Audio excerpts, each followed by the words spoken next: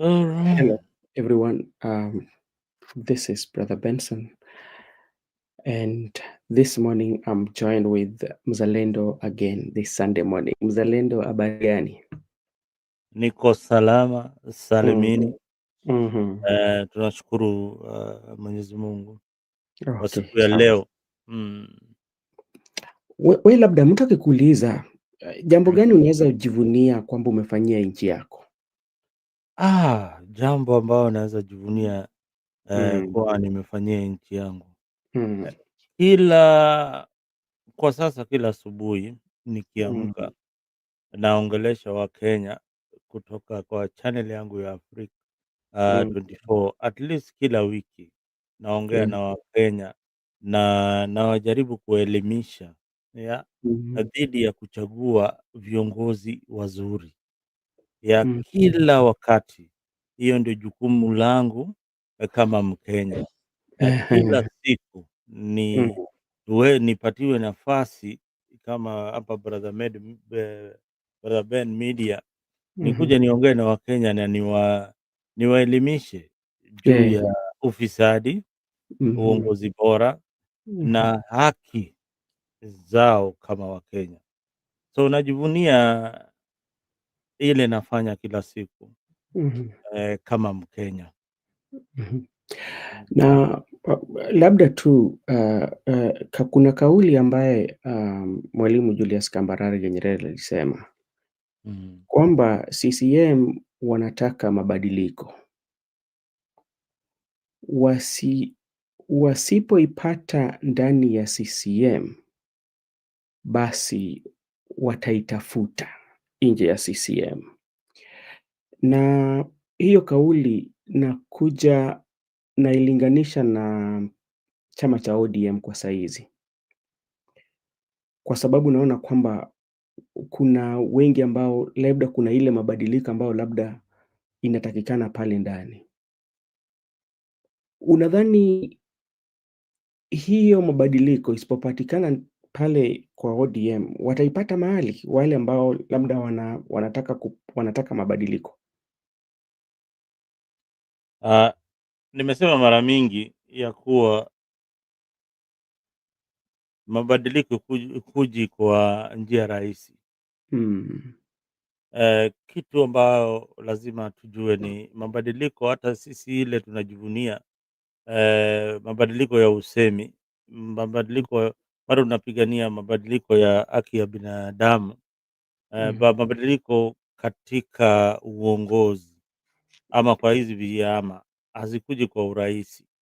Lazima Yeah. kukuwe na hizo kerekere mingi ama kelele Mhm. mingi katika hizi vyama, ndio posa wapate nafasi ya kuchagua wale viongozi wale wanatakikana. Na mimi Mm. nimesema mara mingi, hii kelele unaona inafanyika haswa katika hizi vyama, sasa katika chama cha ODM Mhm. ni kelele ya demokrasia, ni Mm. kelele ya demokrasia, na hii kelele iko na matunda yake, iko na matunda yake. Matunda yake ni uongozi bora, matunda yake ni more scrutiny to our leaders and more accountability is what this noise is all about. Unaona? Mm. Bila hii Yeah. kelele tunarudi kwa chama moja kama KANU, ndio baba na mama. Baba na So mama. unaona kama zile sehemu za Luo Nyanza, eh, Mhm. kama Wajaluo kwa sasa wanasema nyumba yao ni ODM, Odwa Otachiel, Wan Mm. kaka Onagi. Unaona Mm. hizo misemi, Yeah. hizo misemi ni za kuunganisha jamii, lakini unaweza kuunganisha jamii kuwa eh, ku kuwaunganisha pamoja ili wewe mwanasiasa upate nafasi ya kujibinafsisha, Mm. kwa sababu hii jamii itakuangalia ni kama wewe unaangalia masuala yao na masilahi yao, ile Mm. hali tuko na hii uongozi wa devolution, Mm. ya Ugatuzi. ugatuzi, tuko na ugatuzi. So tukiwa na ugatuzi mara mingi nimekuambia hapa katika hii channel ya Brother Ben, that ule jamaa aliandika chapter ya ugatuzi, marehemu Daktari Odhiambo Mbaye alisema hivi kwa jamii ya Wajaluo, na namnukuu, jamii ya Wajaluo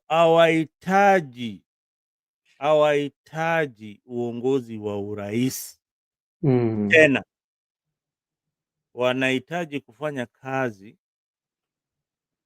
kujinufuisha, kujiboresha kimaisha na kutengeneza miradi zao, na hizi hela zinatoka kule national government.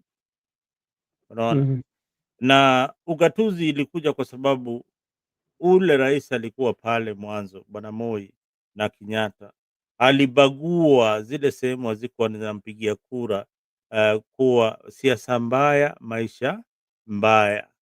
So hii ugatuzi ilikuja kwa sababu ya yale Wakenya walipitia na uongozi wa vyama na chama moja cha KANU. Now, Unadhani labda tu pole tu nikukate tu kidogo. Unadhani ilikuwa ni mfumo ambao walikuwa wanatumia ndio ulikuwa unapata kwamba walikuwa waleti maendeleo sehemu fulani, ama ilikuwa tu ni siasa tu ndio ukuwe kama ni mtu ambaye akienda pale mbele yake unagotika na kumuomba ama kumuabudu kwamba baba, mi nataka unipatie maendeleo. Na ukiangalia wakati huo na wakati wa saizi ambao tuko na katiba mpya, bado unapata kwamba foleni kubwa ya watu, ama mara mingi watu bado wanaitwa pale ikulu ya Nairobi, wakiambiwa kwamba lazima ujiungane na serikali ndio labda utapata maendeleo. Utofauti iko wapi? tofauti ni kuwa viongozi wale wako sahi kama Bwana Ruto amefanya kazi na Moi. Kuna mambo mbili tatu aliona pale anajaribu bado kuhimiza ama kutekeleza, alikuwa anaona pengine inafanya kazi, but Kenya inahitaji kiongozi ule anaangalia pembe zote za nchi. Kama ulinipigia ama hukunipigia, ndakuletea maendeleo, upende usipende. Kama viongozi wenyu hawataki hiyo maendeleo, bado ndaileta, kwa sababu mimi ndio rais wa Jamhuri ya Kenya.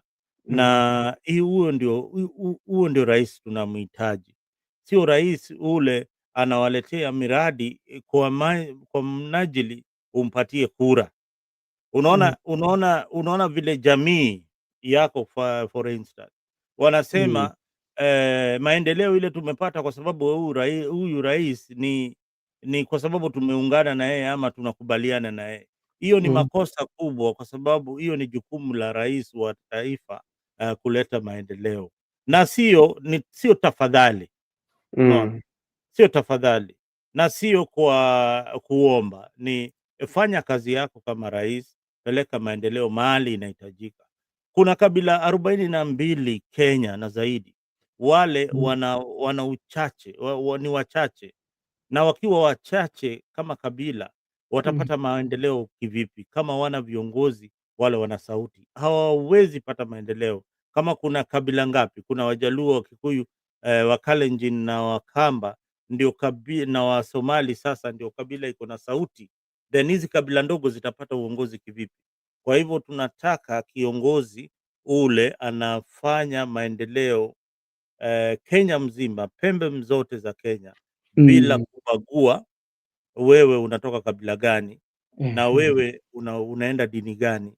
Wewe bora uwe ni Mkenya. Ndio sababu tunapigia rais kura.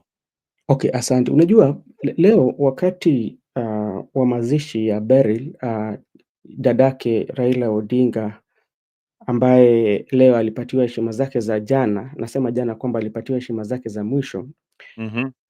Wakati gavana wa Siaya alikuwa anaongea, akasema jambo fulani kwamba sisi sana sana, kwa sababu nasema sisi kulingana na eneo mimi natoka, kwamba sana sana jamii ya Wajaluo tushakaa kwa serikali ama kuna serikali mengi ambayo labda sisi tushakuwepo.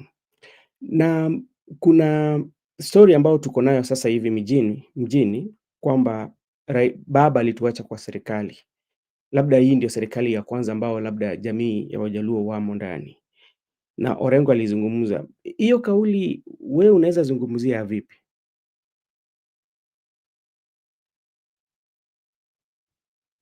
Mzalendo uko wapi? Nakusikia kaka. Kauli ya Orengo kusema kwamba jamii ishawahi kuwa kwa serikali. Mm. Na hapa tu wanasema kwamba baba alituacha kwa serikali, na unaona kwamba jamii wanafurahia, hii ndio sasa kinakaa ni serikali ya kwanza ambao labda wako ndani. Wewe unaweza sema nini? Ah, wacha unajua hii mambo Raila ameguzia mara mingi sana, Mm. na akasema, unajua kitu ile wasemi ni alikuwa anamaanisha nini. Um, Uh, Raila hakuwahi sema kwa wakati wowote that mm, nyinyi kama Wajaluo nimewaacha kwa serikali. mm, Hakuwahi sema wakati wowote. Alikuwa mm, amesema kuna zile mikakati, zile 8 points zile alikuwa anataka Bwana Ruto atekeleze, mm, ndio waone kama wataingia kwa utaingia serikali, kusaidia. wafanye kazi pamoja. Mm, Kwa hivyo ukiona viongozi wanaongea that alituacha kwa serikali, lakini wasemi zile mikakati alikuwa ameweka pale ya serikali ya Ruto kutekeleza, mhm, ndio waone ya kuwa zile vitu Sifuna alikuwa anasoma pale baba akiwa mm, zimetekelezwa. Hawaongei hiyo maneno. So mm, hii njia ya kusema tumewachwa kwa serikali ni njia ya kusema tunataka kufanya kazi na Bwana Ruto, mm, na hiyo ni demokrasia, hiyo ni demokrasia. Hakuna hakuna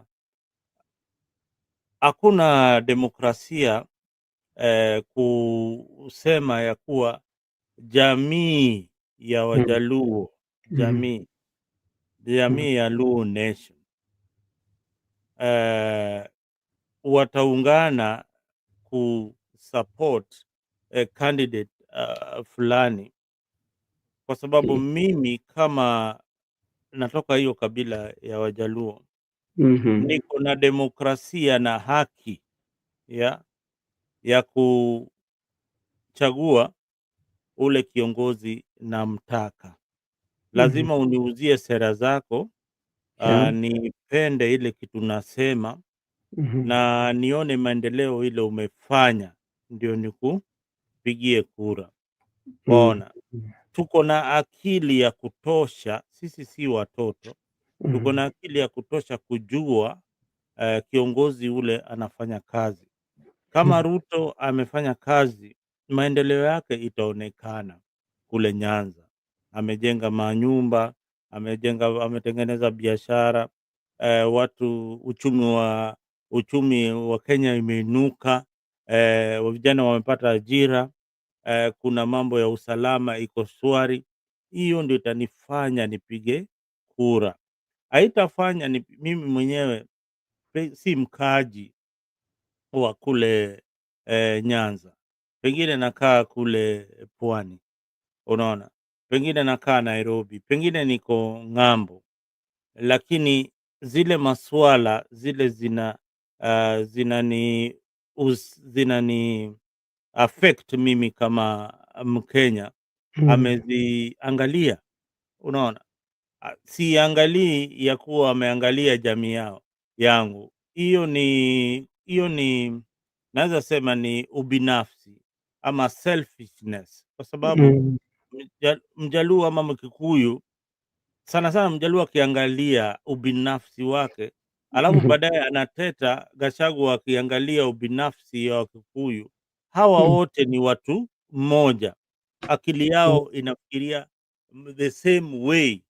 Huwezi complain your tribalism pale na huku nyumbani bado una practice hiyo tribalism. Ile kitu tunasema ni service delivery. If the president is delivering on the 8-point agenda, if you are a member of ODM, and don't believe that everybody who speaks in Luo is a member of ODM, as if it is a birth certificate you are given that wewe ukizaliwa lazima ufuate ODM. No, no, no. Pale ndani ya ODM, pale kwa Wajaluo kuna watu wa KANU, kuna watu wa UDA, kuna cocktail ya hata kuna PDP ile inatoka kule Migori. Sio watu wote wanafikiria chama ni ODM.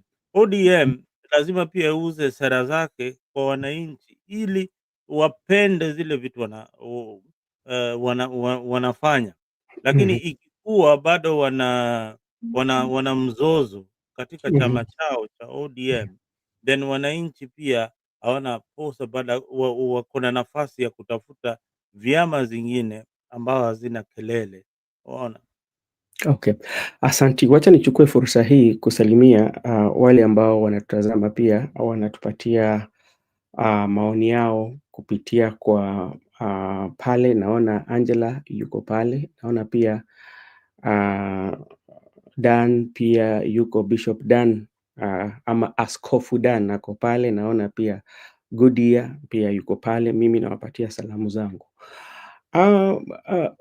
Mzalendo, nadhani ulipata nafasi ya kufuata mazishi ya dadake Raila Odinga leo jana nasema, na kulikuwepo na wanasiasa vilevile, kulikuwako na wanafamilia na waombelezaji tu kwa jumla naweza sema.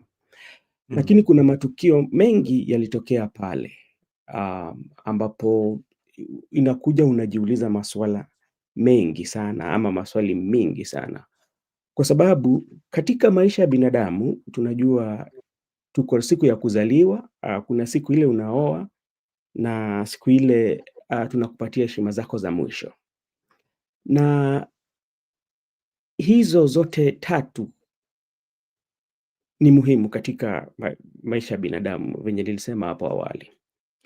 Lakini jana tuliona wakati maviongozi wengine walikuwa wanakuja, kuna wale walikuja na wafuasi wao ili wapigie kelele ama waonyeshe ubabe wao, na unapata kwamba unakuja na watu kama wao kwa hafla ambayo ni ya huzuni, ambapo mtu anazika dadake, mtu anazika mamake, mtu anazika nyanyake. Viongozi kama hawa ambao wako na tabia kama jana tuliona, we kwako inakupatia picha gani kwa wanasiasa?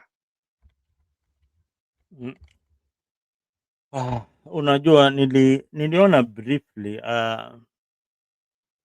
na asikufurahia sana. Wanasiasa huwa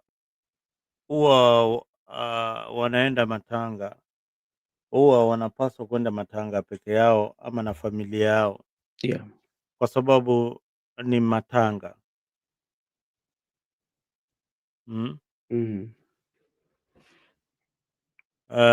Na wanajua kuna umati pale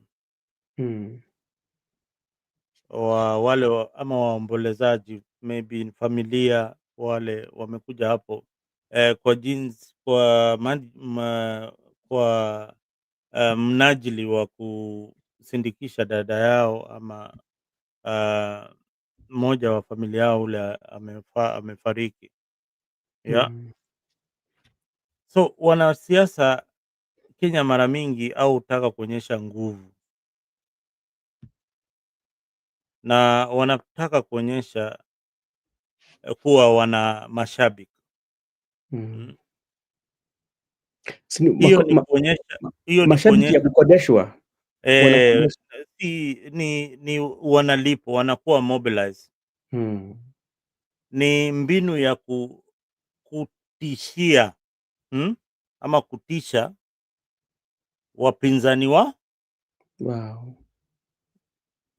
na wakati wanatisha wapinzani wao, kuna vyombo vya habari kama Afrique Media itachukua hiyo clip, ama Citizen ama Brother Ben itachukua hiyo clip na kuangazia that huyu mwanasiasa alikuwa na nguvu sana akiingia kwa matanga.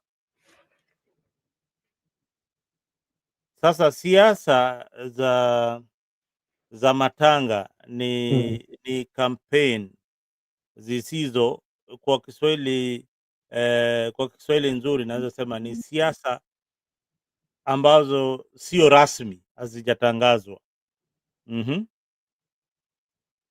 na hazina mipaka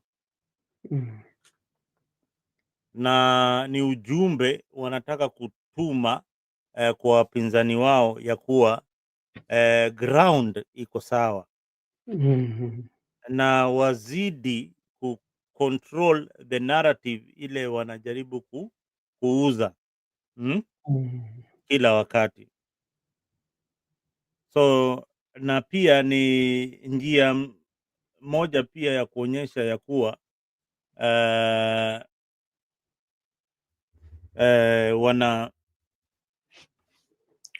wako solidarity na wapiga kura. Na sasa nakubaliana na wewe kwa hayo yote ambayo umesema, lakini kumbuka hafla ambayo sisi tulikuwepo, ama katika hafla lazima uangalie. Labda tunaweza kusema kwamba hafla ilikuwa ile ya kutafuta kura. Hiyo itakubalika kwamba kwa sababu unataka uonyeshe ubabe wako, lazima saa zingine ukuwe umekodesha watu, ukuje nayo maeneo ambayo wewe upo, ama maeneo ambao unataka kuhutubia wananchi. Hiyo kimekubalika. Lakini hapa ni pale wanafamilia wanapatiana heshima za mwisho kwa mmoja wao, wako katika hali ya majonzi na unapata tu inatokea kama vile ilifanyika pale Kakango Kajaramogi wakati Ruth alikuwa anaongea. Uliona hakufurahishwa. Ikabidi Mama Aida pia akuje azungumze na wale, na Mama Aida alikuwa amesema wale vijana ambao mko nje ya hema, tafadhalini. Ni kwamba walikuwa wanajulikana kulingana na venye Mama Aida aliongea, kwa sababu hakusema wale wako ndani, alisema wale ambao wako nje na pia wale ambao wamekuja na wanasiasa.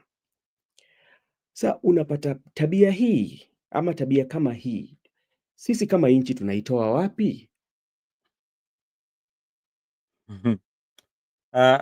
Hii tabia iko sana iko kwa karibu kabila zote hizi zinatoka Western. Sana ndio naiona. Iko kwa Wajaluo kwa sana, Waluya na pia Kisii kidogo. Kabila ile sionagi wakiwa na hii shamra ni Wakikuyu. Na Wakamba. Hawana hii kelele mingi kwa matanga. Na nawaambia hongera kwao kwa sababu hao wengine wameshindwa kudhibiti na kupatiana the last respect kwa mwenda zake. So unapata political mileage ukiwa wanasiasa wapendi kutumia hela mingi kumobilize, lakini pale kwa matanga watu wako tayari wako pale. So mara mingi kama hawaendi matanga zote, ukae kujua wanaenda matanga ya wakubwa peke yake. Hiyo group kina Babu Owino, kina Gladys Wanga, matanga ya maskini waendi Mm. kabisa, au wanaenda matanga ya wakubwa. Matanga ya maskini inawachiwa maskini, na hakuna mashamra shamra kama hizo, kwa sababu wale pale ni maskini, hawana kitu. Lakini wakienda kwa matanga ya matajiri kuna Mm. umati, na umati huo unavutiwa na wale wageni watakuja pale. Mara mingi Mm. kuna pesa inatolewa pale, kuna chakula, mandhari pale, mnaweza pewa pochopocho kidogo, unaweza onekana kwenye TV Mhm. hivyo yeah. Mm. Unajua ona kenye askofu ameandika hapo, Boyd Were came in late with rowdy youths. Na unajua huu ni alichaguliwa tu juzi tu, ameingia bunge mara moja, siku ile alikuwa anaapishwa, lakini matendo hayo yayo yametendeka. Hata kama alikuwa na nia mzuri, lakini kwa familia na kwa macho za watu wengi ama kwa macho ya mtaa, haijampatia sifa mzuri sana. Wacha nikurudishe nyuma. Kuna wakati m Mheshimiwa Mark Nyamita na Mheshimiwa Chila Yako walienda katika mazishi fulani, na hao watu walikuwa na huyu jamaa Kaspal alikuwa anazika mke wake. Mm. Hao watu walikuja wakatoa vurugu mpaka hata Kaspal mwenyewe alikuwa anajua yuko wapi. Na mimi nilikuwa nadhani kwamba Mm. ni viongozi wengine wanaweza chukua somo pale na waone kwamba picha ambayo yaani picha ambayo ilikuwa imeonyeshwa siku hiyo ilikuwa picha mbaya. Na haya mambo ambao walikuwa wanafanya kwa familia ambao wanasema kwamba wanawaheshimu kwa sababu Raila ametokea hapo, na pia ni familia ambao labda nasema wengine wamepata hizo nyadhifa kupitia tu kwa hiyo familia, ukiangalia kwa makini sana. Sasa heshima iko wapi? Heshima hakuna, brother Ben. Mm. Kuna taa moja yangu inanisumbua, lakini najaribu kutengeneza, tutaongea tu. Okay. Heshima Eh. heshima heshima ilipotea kwa Mm. sababu hawa siasa, nikwambia, wanasiasa wanataka kuonekana ya kuwa Mm. wako na watu Mhm. Boyd Were alikuwa anataka kuonekana, mimi sikuchaguliwa tu, lakini Mm. ninapendwa, Inapendwa. na waangalii ya kuwa hapo ni mahali pa mazishi, ni mahali watu wanaomboleza, watu wako na huzuni, watu Mhm. wanaleta furaha zao, hawajaenda mazishi kuomboleza Beryl, walikuwa wameenda Mm. kujionyesha. So hiyo ndio shida sana tuko nayo Ah. kwa hawa viongozi wetu kutoka Nyanza, Mm. juu wajui tofauti ya mazishi na political rally. So kwao Mm. mahali yote kuna watu, hiyo ni rally kwao, na Mm. kujionyesha sisi ndio viongozi, mtatufuata ama mtafuata huyu. Sasa wewe kama ulikuwa mpinzani wa Gladys Wanga ama Boyd Were, Mhm. unashikwa na baridi bwana, unasema huyu ana watu kweli Mm. ana watu kweli, hata kuzungumza utashindwa kuzungumza. Mm. Hata za ndani sana zinahadithia kwamba hata gavana wa Homa Bay pia alibeba hao wafuasi wa kukodeshwa, wakakuja mpatia sifa zake, Mm. wakati ambapo walikuwa wanazika dada yake Raila Odinga. Asante sana. Wacha nisome hawa wanasema nini. I watched a funeral where an official was drafted in to take names for people who wanted IDs and dish out the IDs which were already processed. I mean, there is no respect for deceased. I tell you, that's where we are. Politics has taken the center stage. Let me see what Father Dan is saying. Father Dan is saying even Gladys Wanga came with a crowd. Gavana huyo wa Homa Bay. Okay, in the mountain we have hired crowds. Watch Wamatangi and Kaboko. So inaonekana hii ni sifa ya wanasiasa hii ni sifa ya wanasiasa ambao wanatumia kupata umaarufu kwa njia isiyofaa, na wanafanya hivi wakati watu wanapatiana heshima za mwisho kwa watu ambao wanawapenda, watu ambao wameishi nao, watu ambao wamewacha pengo kubwa katika familia zao, maisha zao. Nadhani siasa zetu ni siasa ambao zimekosa heshima, siasa ambao zinatawaliwa na ghasia, ubabe, ubingwa, mwambafai, unaweza ita mambo yote, kwa sababu tu ukuje watu wakupigie kelele. Wakishakupigia kelele itakusaidia nini? Kama ingekuwa ni unazika mamako, mtu afanye hivyo, utakuwa unazika babu yako, dadako, mume wako, mtu akuje afanye hivyo, utaona kwamba huyu mtu amekukosea heshima. Kwa wale kama unajua we ni miongoni wa viongozi ambao walipata watu wa kukodesha. Unajua brother Ben, wewe uiangalii kwa njia ile watu wengine wanaangalia. Kama wewe ulikuwa unazika baba yako na unajua MCA wa hiyo area ni rafiki yako na hajaonekana kwa matanga, wewe ndio mtu wa kwanza kutouliza nani kiongozi gani, mbona hakuji? Mbona hakuji? Mbona hakuji?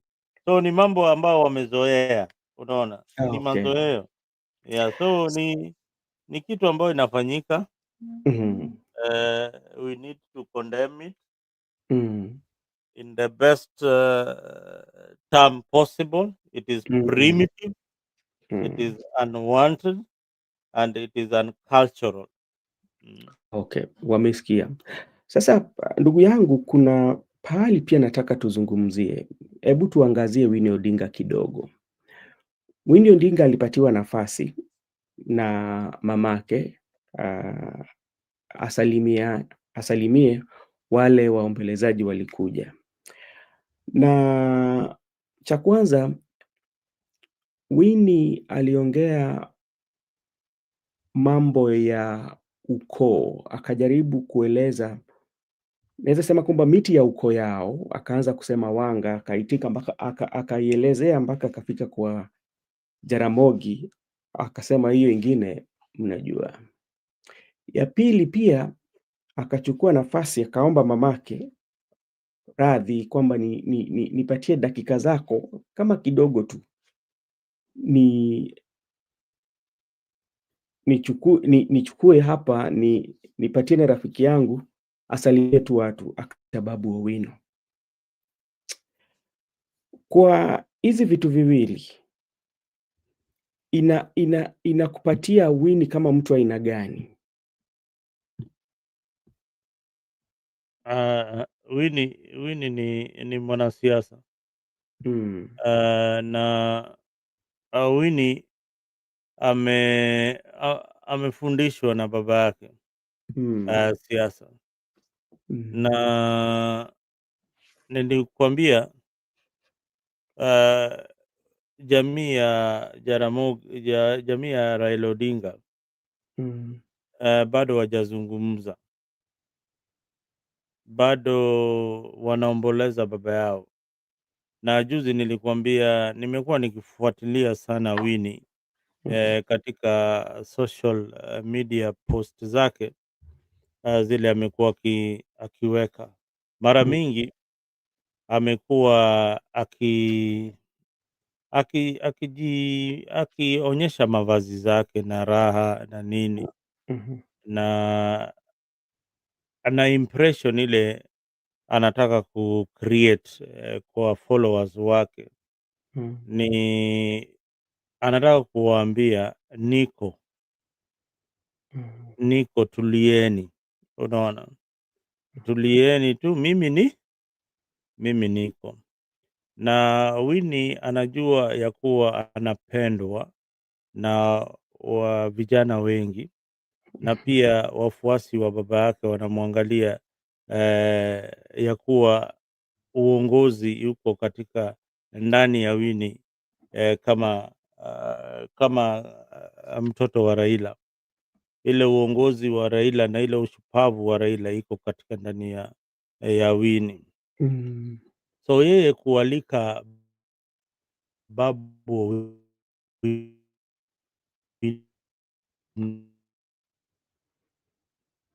Okay. Mzalendo, jaribu kufanya jambo. Naona kama unakatika ni katika. Endelea. mi niko sawa. Mm. Winnie anawambia nimefika na niko tayari na mtupatie nafasi, Mhm. na kwa hiyo nafasi mtuonyeshe njia. Mhm. Hiyo ndio ilikuwa maneno yake. Na kwa hiyo nafasi pia kuna watu wale amuwapendi kama Mhm. vijana. Mhm. Mmoja wao amekaa pale na ni rafiki yangu anaitwa Babu Owino. Mhm. Babu ndo mnamjua Babu? Ni rafiki yangu. Babu Owino alikuwa amekatazwa kuingia katika mlango ya Mm. ama kwa jukwaa. Alikuwa amekatazwa hapo awali. Alinyimwa hata nafasi ya kuongea. Na hiyo yote ilikuwa by design that Babu wasiongee kwa sababu ya ile ubabe. Unaona ile kitu tulikuwa tunaongea pale, ubabe katika matanga. Mm. Ubabe katika matanga. So ubabe katika matanga ni ule mtu atapatiwa microphone na umati iende wild, huyo ndio watu wataongea juu yake katika hiyo matanga. So yes. Mm. Mzalendo, Mm. pole sana kwa kukatisha wewe. Nataka kukurudisha nyuma, Mm. tukiongelea Babu Owino, kwa Mm. sababu unaona kwamba Babu Owino hata katika mazungumzo yake mengi tu ashazungumza,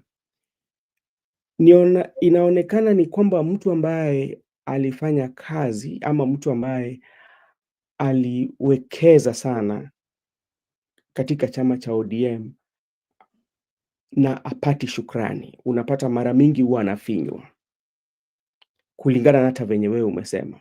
Na ukipata Winnie anasema kwamba ni rafiki yangu na ni wetu,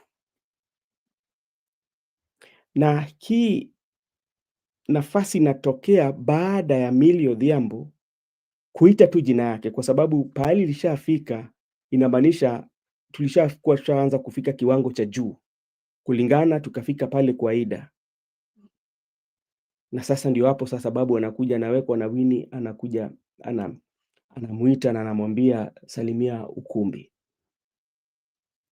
Inadhani alikuwa anatuma ujumbe gani kwa wale ambao labda hawataki huyu kijana, ama wale ambao wanaona kwamba huyu kijana labda ako na nia yake yenye sisi tutakuwa tunafurahia, kwa sababu mara mingi kuna vitu vingi ambapo zimeandikwa juu yake, hata inasema kwamba hakukuwa anaheshimu baba. Na sasa kauli hii leo imetengwa. Kauli hii leo Winnie ameipatia jibu, akamwambia rafiki yangu na ni moja wetu. Winnie alitumia jukwaa vizuri sana. Mm. Kwanza aliaddress baba yake Oburu Odinga, his uncle, Mm. indirectly. Mm. Akawamwambia, unajua sisi vijana tumefika na wakati ni wetu. Ile kitu tunataka kwa nyinyi ni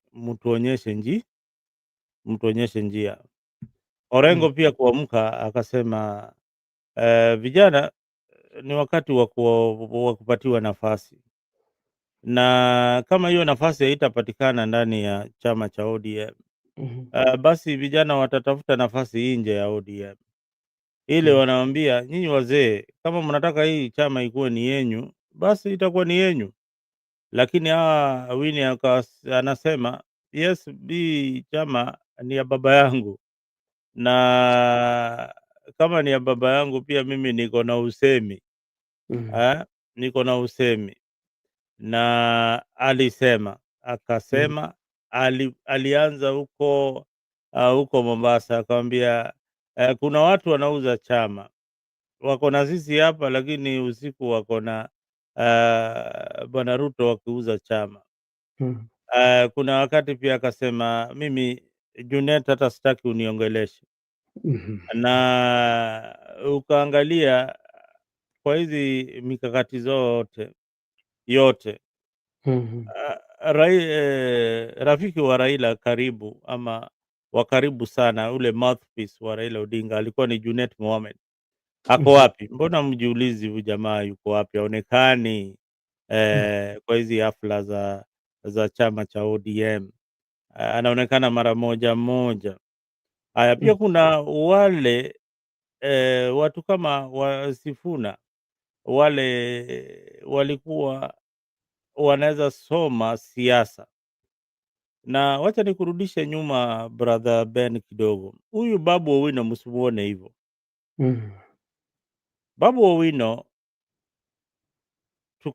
wakishindwa uchaguzi na Bwana Ruto, alitoa press conference, akahojiwa, akaambiwa, akaulizwa mlishindwaje hii kura? Anasema hii kitu ilipangwa kitambo sana. Wewe nielezee ni aje, hata nyi wengi mliona hiyo conference. Nielezee ni aje Uhuru Kenyatta walikosana na Ruto, walikosana sababu gani? Hebu kama uko kule nyumbani unaweza niambia Uhuru na Ruto walikosana sababu gani? Alafu tukirudi hapa uniambie kwa nini unadhani Bwana Ruto alikosana na bwana Bwana Gachagua.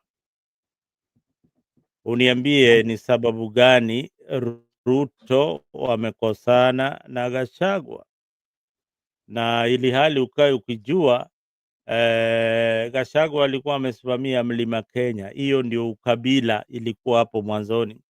Wewe simama huko kwa mlima kwa Kikuyu, leta kura zao na tufanye kazi pamoja. Alafu baadaye unasikia huyu jamaa tumekosana na yeye juu ya ukabila. So kuna mambo mingi kwa hii siasa ile, msidanganywe tu na smoke screen. Kuna undani wa siasa ile amjui, na mtakuja kujua pale mbele.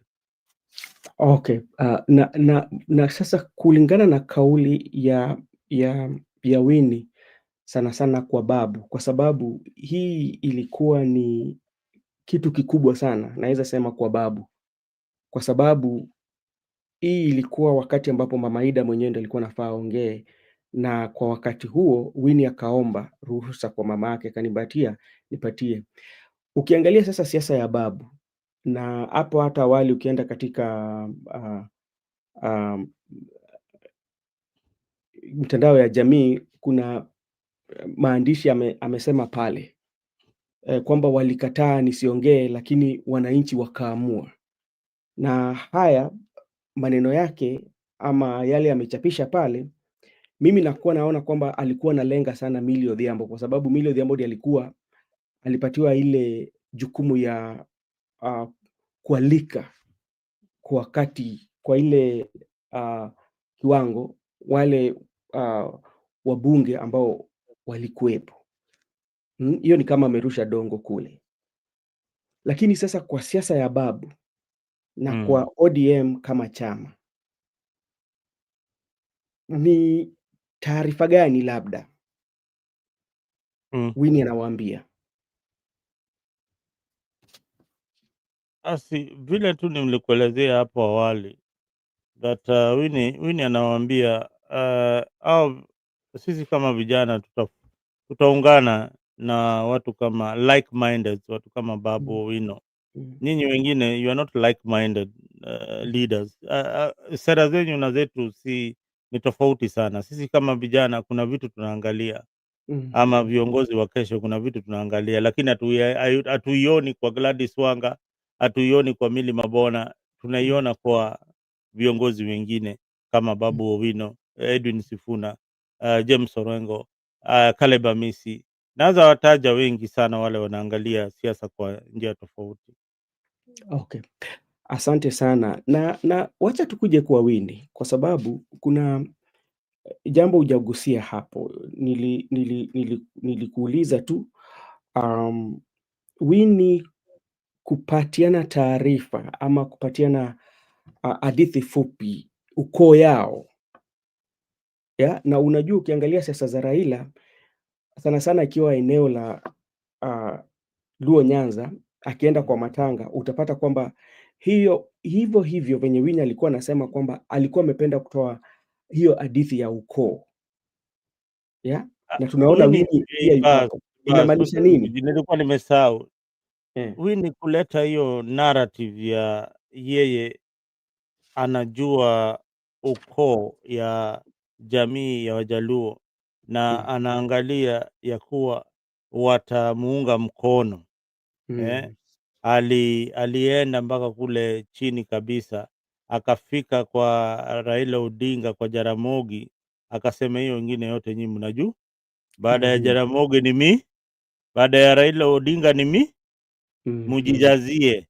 Unanielewa? So aliwacha hiyo blank na akaacha question mark, mujijazie hiyo ukoo hiyo, na akasema hiyo familia yao ilikuwa ni ya royalty.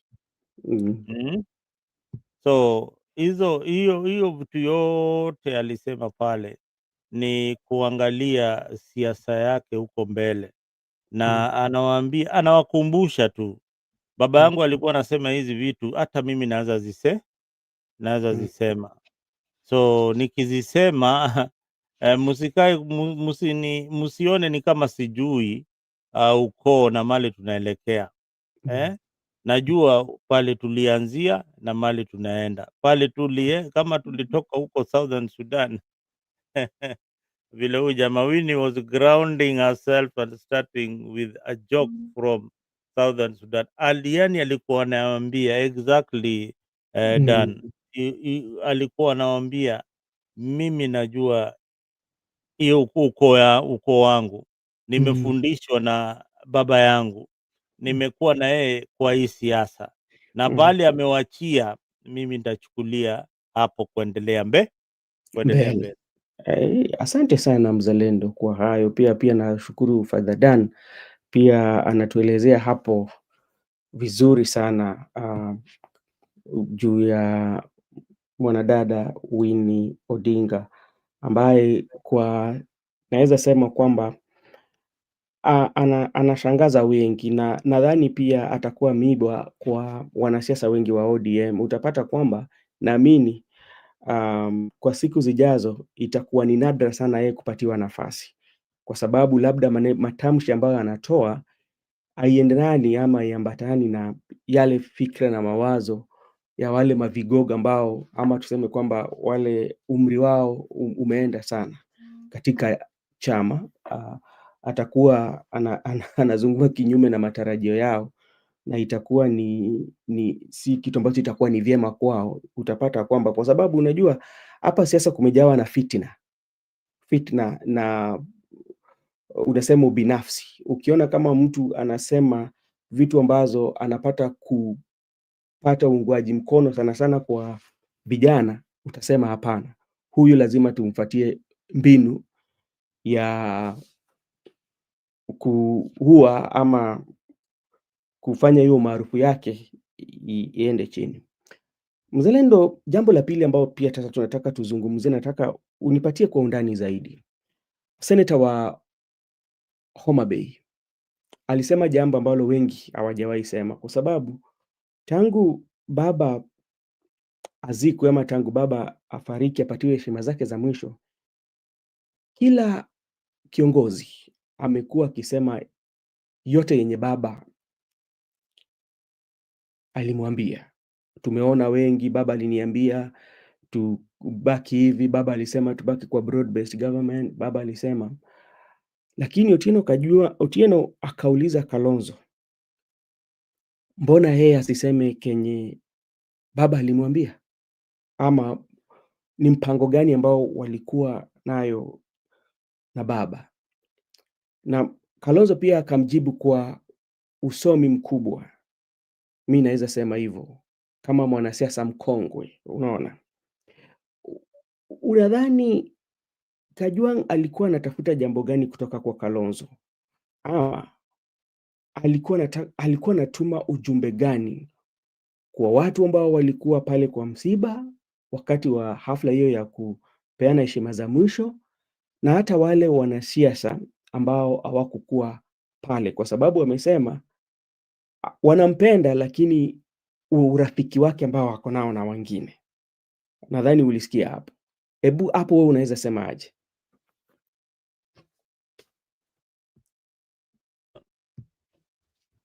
Kajwang', mimi kwanza Kajwang' simpendi sana, pole sana. Oh.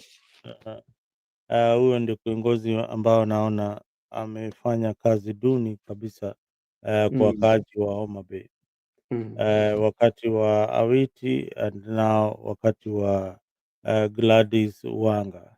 mm, Kuna ufisadi ambao inaendelea pale na azungumzii mm, eh, vyema wakati anapoalika au viongozi wa kutoka Nyanza, kwa sababu yeye ni mwanachama wa ODM na wengi wao kama huyo ni chairman wake, mhm, hawawezi ku-investigate chairman wake kabisa. So kuna hii siasa, kuna shida mingi sana katika eh, hii au viongozi ambao wameshikilia viti kubwa kwa chama, mm, na wakienda pale Senate wanahojiwa na memba wa chama yao. mm, Katika huyo memba hana kiti yoyote kwa chama, lakini saa hii unataka ahoji chairman wa chama yake. mhm, It doesn't make sense. It doesn't make sense at all.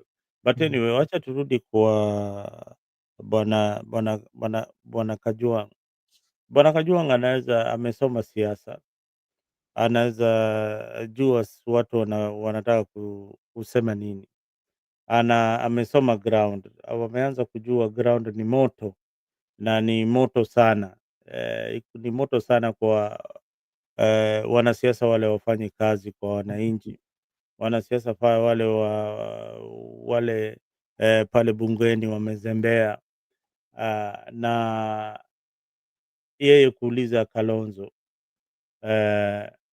baba alimwambia nini, mm, ni kuanza kutrigger ile inaitwa conversation that alikuwa anaambia Kalonzo, wewe bwana, mbona unanyamaza? Na Raila alikuwa ni shabiki wako, Raila alikuwa ni rafiki yako. Kuna vitu mmeambiana na Raila Odinga, mbona utuambii kama jamii ya Wajaluo? Ndio posa pia sisi tuangalie kama tutakufuata. mm, So hiyo ilikuwa ni bait ile alitumiwa, alikuwa anaambia Kalonzo, usiogope, mhm, usiogope, uko na nafasi ya kuelezea vile Raila Odinga alikuambia, hata kama ni uongo, mhm, wewe kuja utuambie alikuambia hivi, sisi wenyewe we will judge whether to follow you or not. So that was a political statement by Senator Kajwang', and it was very tactical, such that hataki kuumiza hii base ya William Ruto, na pia mhm, hataki kukera William Ruto, na pia hataki kukera wale viongozi wa broad based, wale wanafuata bwana Ruto, na wale mhm. wameajiriwa na bwana Ruto. So it was a balance. Yeah. Okay. Ndio sasa, I think at Kajwang' was trying to tell Kalonzo to distance himself from Rigathi Gachagua who he hates. Ni kweli, kwa sababu alisema shida tu wanampenda, lakini shida tu ni wale marafiki zake. Lakini kuna marafiki wa Kalonzo ambao wako nayo saizi, ni kwamba Rigathi Gachagua yumo pale, Matiang'i, tuko pamoja pia na Eugene Wamalwa ambayo pia alikuwa na Kalonzo pale. Eh, na ukiangalia, hebu tuangalie Kalonzo Musyoka kidogo, kwa sababu unajua Kalonzo Musyoka ni mwanasiasa ambaye kwa saizi ako katika naweza sema kwamba ako katika pahali pazuri. Kwanza nasema kwamba yeye ako na nafasi mzuri kukuwa rais, kwa sababu kumbuka Kalonzo anasikilizana vyema na mandugu zetu kutoka pale Mlima Kenya. Vile vile anasikilizana na wandugu zetu kutoka Lake Region. Yuko katikati, yumo tu hapo katikati. Inamaanisha pande zote mbili ako sawa kulingana na venye mimi naiona siasa.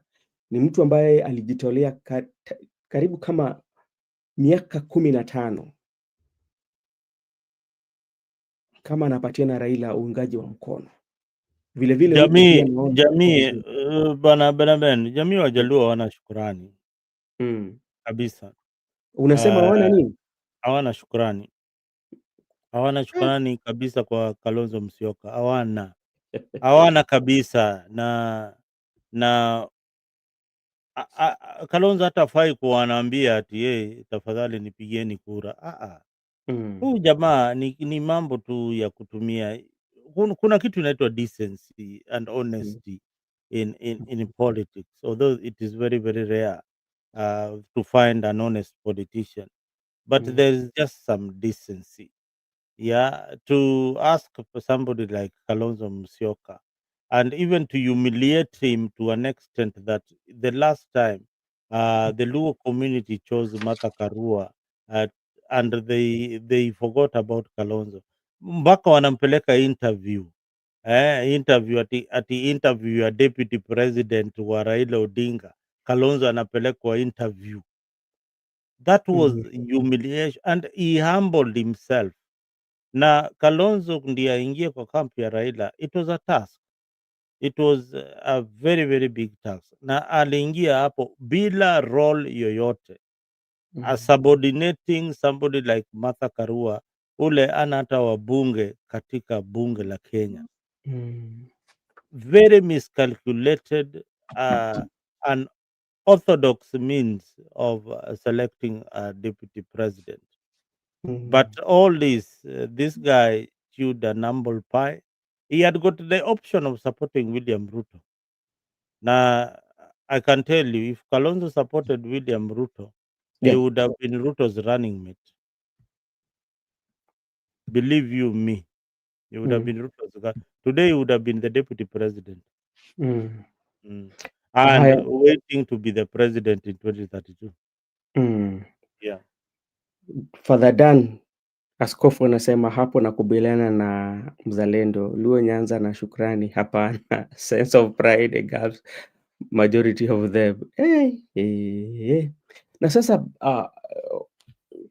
sasa labda kama wewe unaweza mshauri kama wewe ni mtu ambaye umepatiwa nafasi ama upate nafasi kuongea na Mheshimiwa Kalonzo Musyoka, ushauri wako ambao labda unaweza msaidia nayo ama unaweza mshauri ambao inaweza mletea manufaa katika siasa, kulingana na venye umesema kwamba yeye ni mtu mwenye labda aliunga mkono bila kutarajia chochote.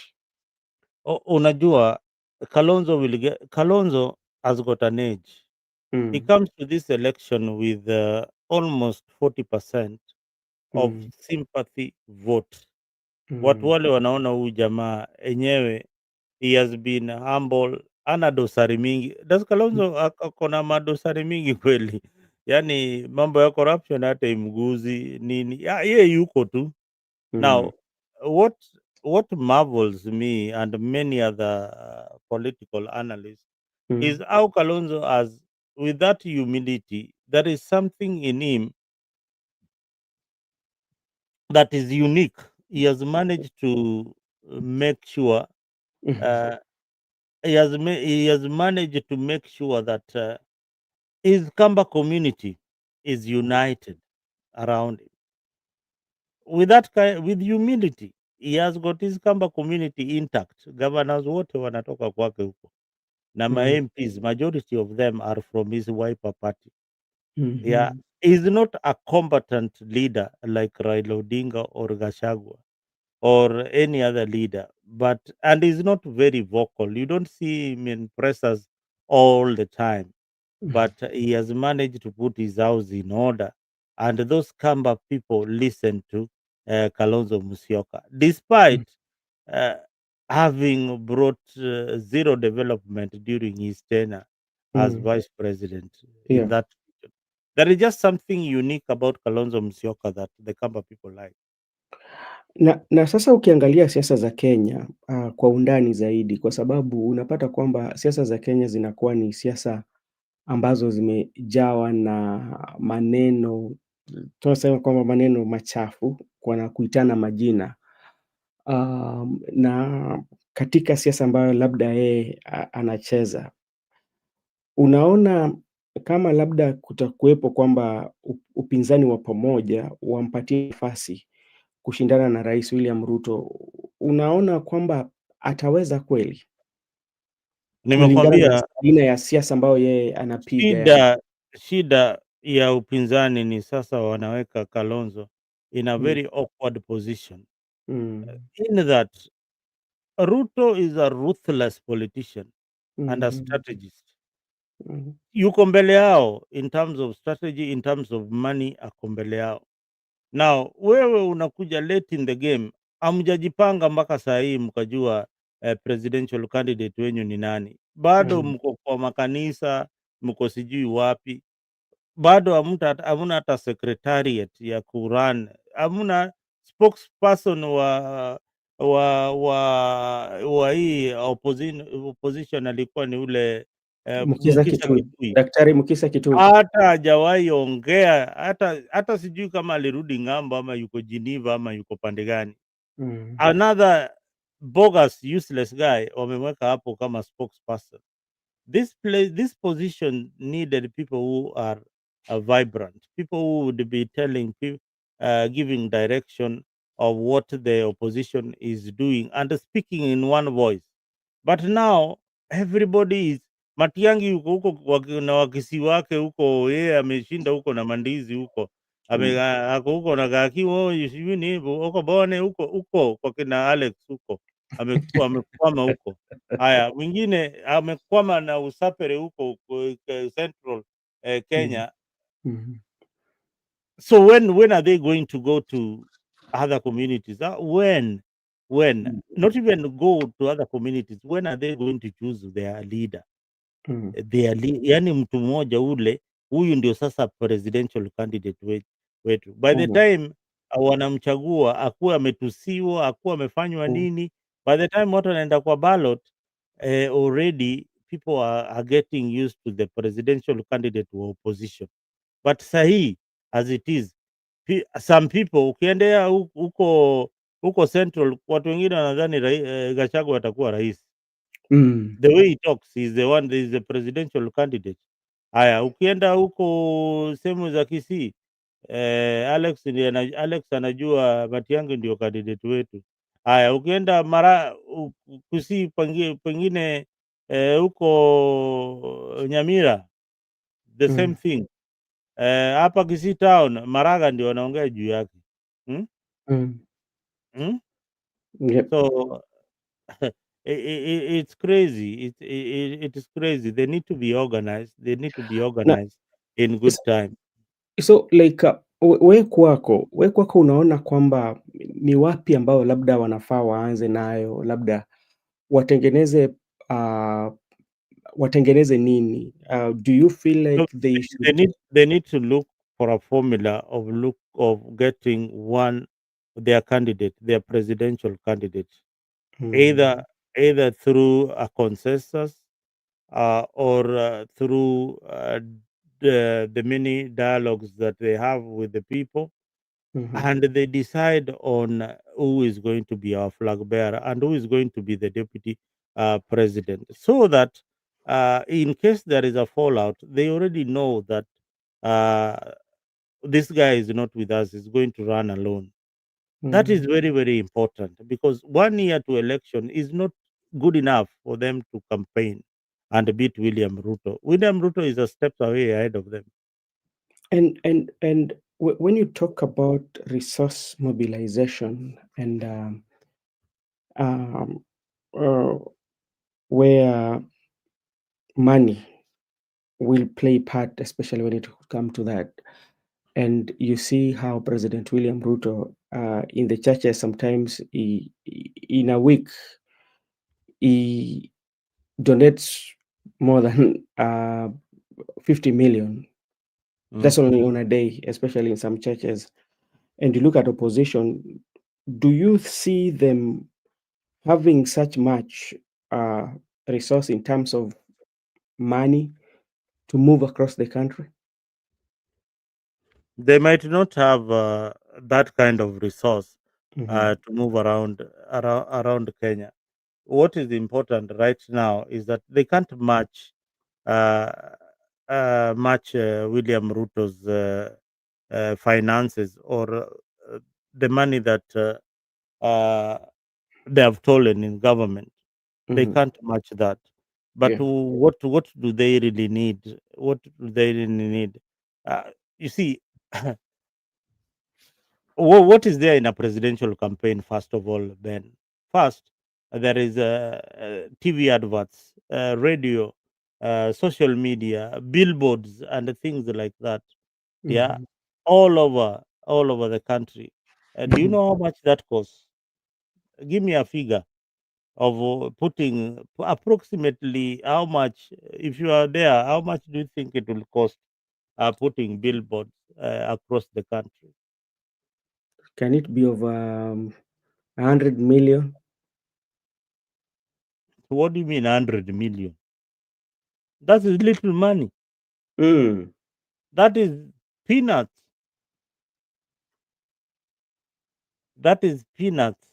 Almost 500, almost 500,000 mm, USD dollars. mm, Now wakianza kutravel kwenda sijui wapi wapi wapi, eh? It is another expense.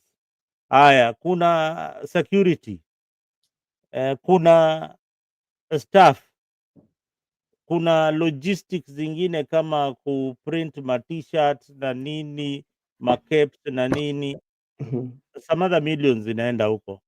mhm. But Mm? now, And let, then the problem is hii pesa inatoka kwa the presidential candidate and maybe the people who are around him, wale wana support. So wale mhm, wakichaguana, sasa mm, ndio utapata ule analeta pesa mingi ndio anapata stakes mingi kwa serikali ikifomiwa. Mm? mm. But Now, it is a lot of money, mhm, and they need not to waste time because there's need for strategy, there's a mhm, need for uh, there's a need for strategy, then there's a need for messaging. mm. Now I see Alex is writing this that Macchiadi Root can't win elections that are free and fair. So maybe my question to Alex is, if that is the case, then is there any way or any strategy that opposition, the united opposition, can put in place so that um, To ensure that elections are free and fair. I don't know what kind of a question Alex is that. You see, mm, uh, who controls IBC? Who chooses IBC? It is him. So what Alex is saying in short is that the oppositions have lost the election. That is mm, what he's saying in short. mm. So whatever they are doing or whatever we are saying here, it is useless because first of all, it's Ruto who controls IBC. Now, Mzalendo, you spoke about Matiangi, and you are not uh, giving him credit. But we've seen, especially when he's in the top podium, I mean, Matiangi tend to articulate issues very well and talking about the issues that, the real issues that are affecting Kenyans. What, how do you want him to maybe to address the public, or where do you feel that he should be visiting? If not, you've said that he's been in Kisi, but I've seen Matiangi in different parts of the country. Politics is just not the politics that we are used to. Yeah. in Kenya Mhm. is not boardroom politics. The Mm. politics we are used to is mobilization politics. The politics now has even advanced to goonism. Gunism. Yeah, goonism. Now, that is the kind of politics that Kenyans are used to.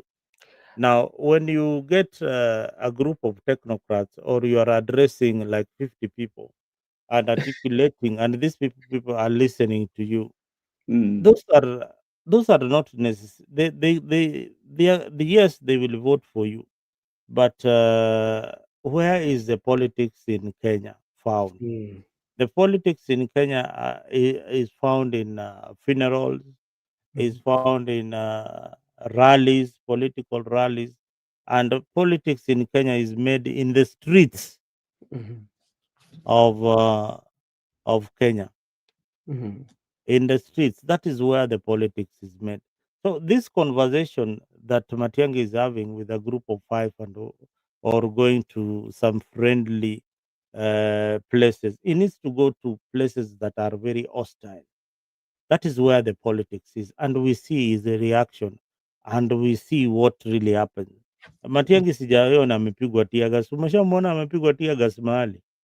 Wakati Mm? walikuwa wameenda na anatembea. Oh, walikuwa wanatembea, pengine hiyo ndio moja amepigwa. Anafaa kupigwa teargas kadhaa ndio akuwe kiongozi Kenya. Mhm. So for you, you don't see as right now, you don't see your position, No, unless. if elections are held today, Ben, elections ifanywe sahi, Mhm. wakati huu sahi, Ruto will beat the opposition leaders Okay. hands down. Now, let's come to especially go to Mount Kenya, and we have Jubilee here. That is right now, Matiang'i seems to be the face of Jubilee as we speak. And we have Jubilee, which we know former President Uhuru Muigai. Jubilee is dead. Jubilee cannot be revived. That is gone. That was a wrong vehicle for Matiang'i. Even to choose Jubilee, that is dead. It's like trying to revive Kanu and going for an election. Jubilee gives us bad memories. It gives us goosebumps. We think about Uhuru. We don't think about Matiang'i as the head of Jubilee. There is nothing in Jubilee. It's just a shell. Yeye na kioni pale. Matiang'i would have come with his own vehicle kutoka huko Kisii, apate support kutoka kina Alex huko, kina Kibagendi huko wamsupport, wakuje na chama ya Wakisii huko, ndio waungane na Jubilee, waachie kioni Jubilee, waungane na Jubilee, waform an alliance. Moving What around with about Jubilee is dead. what about those what about those from? It's like telling me Matiang'i is the Kanu presidential candidate. But what is wrong with him being the presidential candidate? Because like by him coming, based on his I character. have not told you, I have not said that there is something wrong with Matiang'i being the presidential candidate. But What you're I've said saying is that with Jubilee. the vehicle that is using for to campaign is Jubilee, and that is a wrong party. Why? What makes you think it's a wrong party? It is like it's. Let me give you a good example that you will relate to. It is Matiang'i coming with the Kanu and saying that Kanu ni baba na mama na tumpigie kura na chama cha Kanu. We remember the atrocities za Kanu. We remember everything about Kanu. We remember all the wrong things about Jubilee. We remember the wrong things about the Jubilee Party and Uhuru Kenyatta. So there is nothing new that Matiang'i is going to trigger in Jubilee. That after all, most of the MPs in Jubilee have since defected to DCP. So let's think this way, Mzalendo. You talk about Kanu, as you know very well that the current president was in Kanu. So by him coming out of Kanu and coming out of Kanu now is the president with the UDA. What is the difference? Hmm? What's Who? the difference? The same person, The who came from where? current president. That He is a has that history of cunning. metamorphosis. That is the life of unaona, egg, lava, pupa, and then you get butterfly.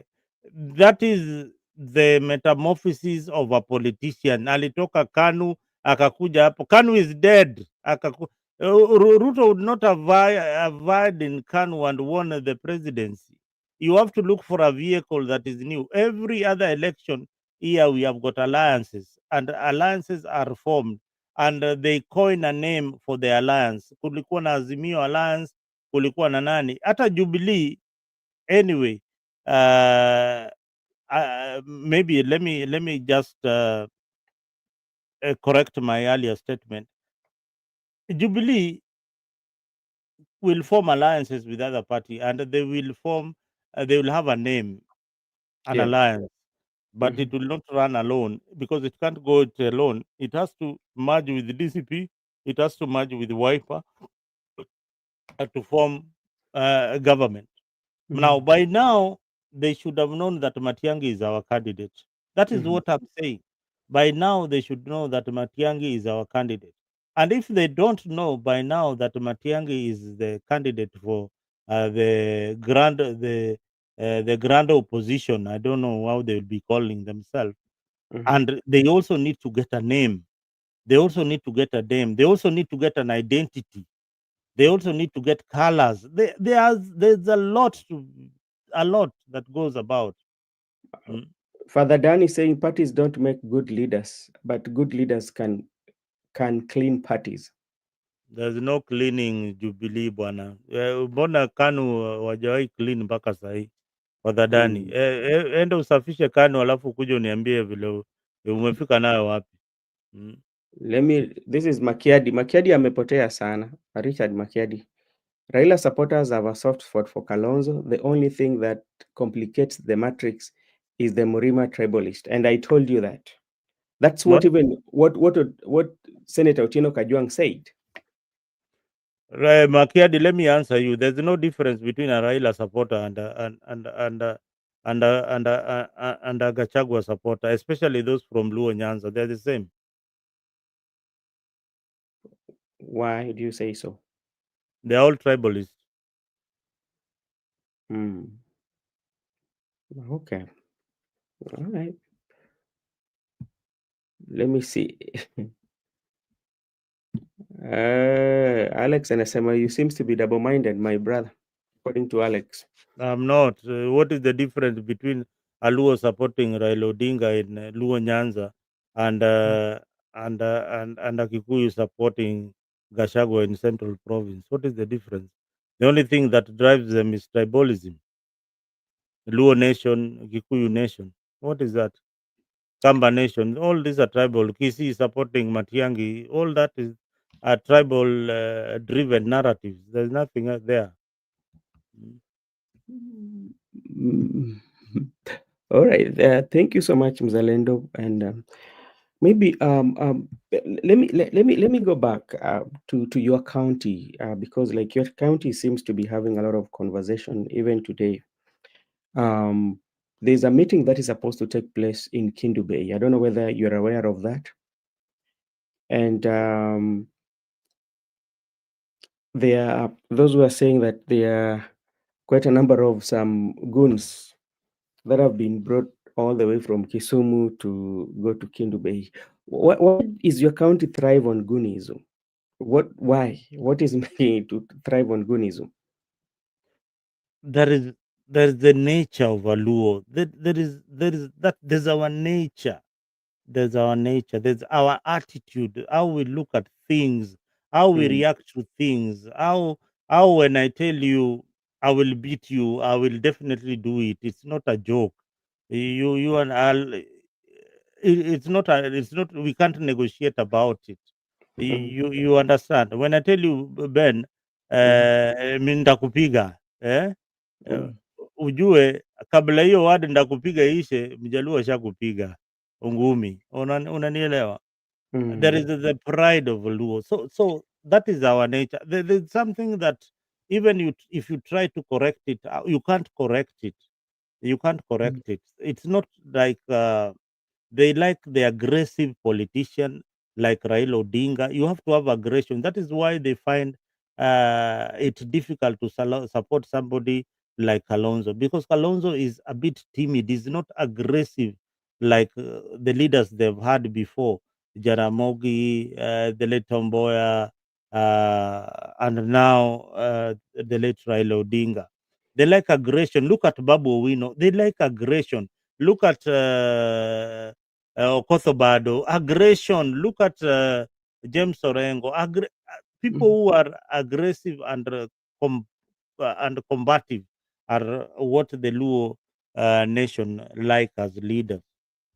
So does it mean that this is something that will not end anytime soon?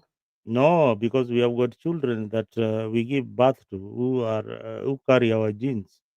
So this will go from generation to generation. That will not change.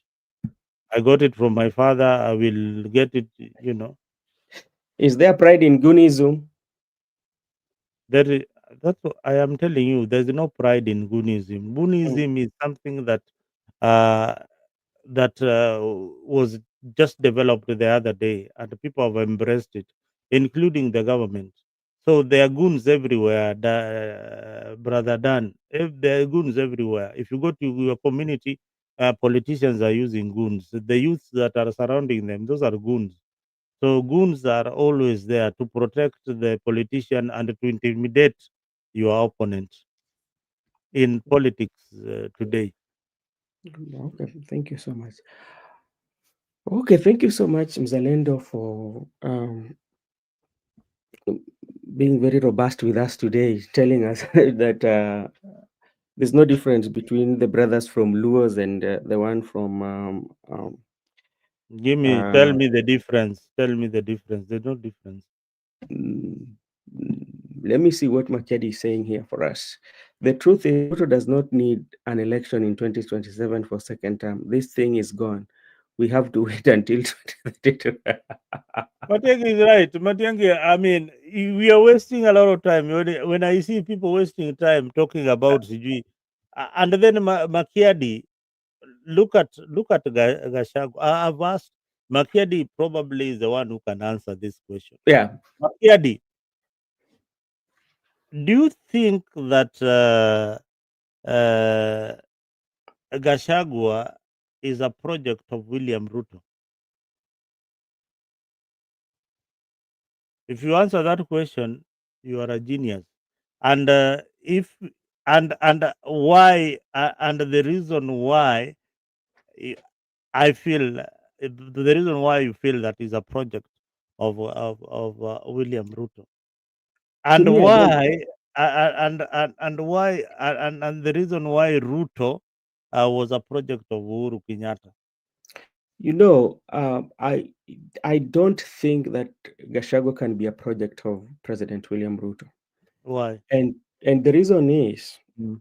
you know, if you look at the disagreement that was between President Uhuru Muigai Kenyatta and President William Ruto, they had their differences, but Uhuru Kenyatta did not want to kill Ruto's career. Okay. Wait a minute. Mhm. When Gachagua says that wewe bwana Ruto ukitaka kuingia Mm. mlima Kenya Mm. ukitaka kuingia mlima Kenya, tafadhali Mm. mm, Mm. tafadhali lazima unipitie kwanza, lazima uongee na mimi kwanza. Anamaanisha nini? Si anamaanisha kwamba Central Kenya ni yake. Wacha, let me send a link to Makiadi. Let me put it over there so that Makiadi could come in. I don't know. So at least even Alex can come and share with us.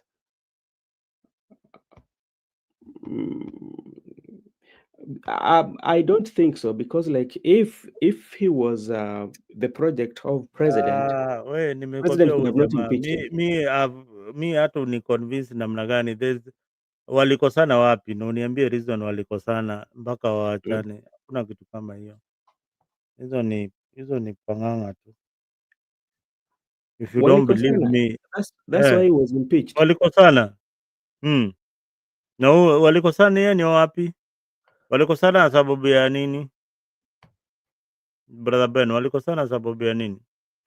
Gachagua has always told you the reason why. Makiadi, that is the link. Now come and at least share with us and convince us why you Hakuna think this is kubishana. gone. But now, where do we put the votes for the millennials and the Gen Z? The millennials and the Gen Zs are scattered. Alex is a boomer ama yeye yuko pande yeye hata bado anatafuta hata sijui yuko pande gani. Yeye yeye yeye sijui kama yuko ODM ama yuko Jubilee ama yuko yeye yuko tu hapo, yeye bado yeye ni bendera. Yeye pale atapelekwa hivi ataenda, pale atapelekwa hivi ataenda, but Mm. ukweli ni Mm. ukweli wa mambo ni hivi. Gen Zs are scattered. There are those who are Gen Zs who are going to vote for William Samoei Ruto. There are just Gen Zs who are going to vote for the opposition. There are just the Gen Zs who are going to vote for one of their own. Ukai kujua Boniface Mwangi pia yuko kwa debe. Another joker there called Boniface Mwangi ako kwa debe, anataka kuwa rais. Si alikuwa anaitisha pesa ya campaign. Na hao vijana unajua hao wanataka pesa kwa sababu pesa is the main thing, na hawana hiyo pesa. Join Mm. watu wale wako na pesa, alafu uingie bunge ama uingie MCA ama uingie nini, ujaribu kubadilisha vitu. Lakini huwezi toka tu ukuwe rais na una hela. Nani utakampeni aje? Gari sijui lazima uweke mafuta. Ndege kwanza tulipiga hesabu ya kuchukua tu ndege for 2 hours, it's how many millions? Sijui ni 400 300 million. Mm. Ukichukua ndege ya all day, But ukichukua mzalendo, ndege ya all day ni pesa ngapi? A billion.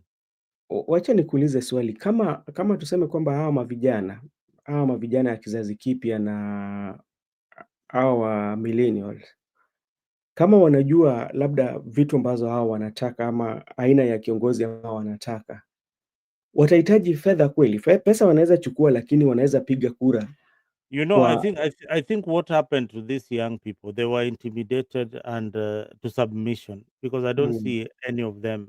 I don't see the vocal Anifa. I don't see that group. I don't see the kind of unity that they used to have. I see them scattered. Kuna wale wako kwa DCP, kuna huyu Njeri Kaiga mm, ako kwa DCP ania kiti ya women rep huko ni Nyandarua ama ni wapi mahali huko, but nadhani Nyandarua.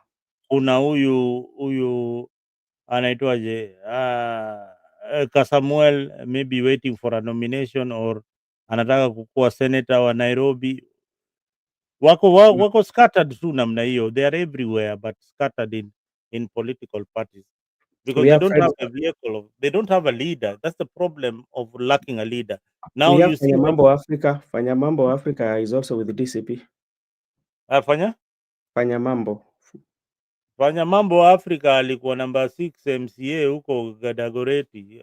Kuna value anaongezea DPP. That Let is me too see. much English, too much English, too much Uh, English is dangerous. Brother Benson Media, you can talk about friends' character without offending, but as form of distraction, just the way Gachagua is doing with Ruto. Exactly good year, because this I don't with personally, ukiniuliza, I have tried kuangalia hao jamaa walikosania wapi, it is nowhere, but I told you this is a game and it's being played by very intelligent people. They know very well that the ping pong game between the Kalenjin and the Kikuyu community was not Mm. going to last for a very long time. So they have to create a distraction.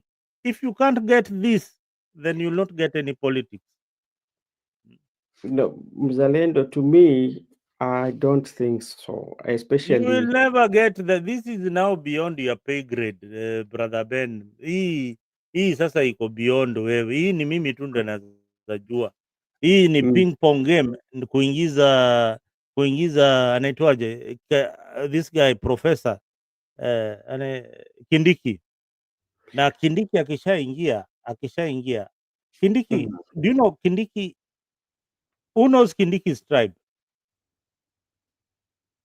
Kindiki ni mkabila gani?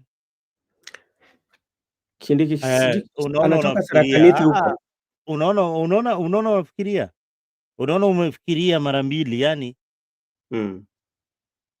hiyo kufikiria mara mbili hiyo it fits the bill.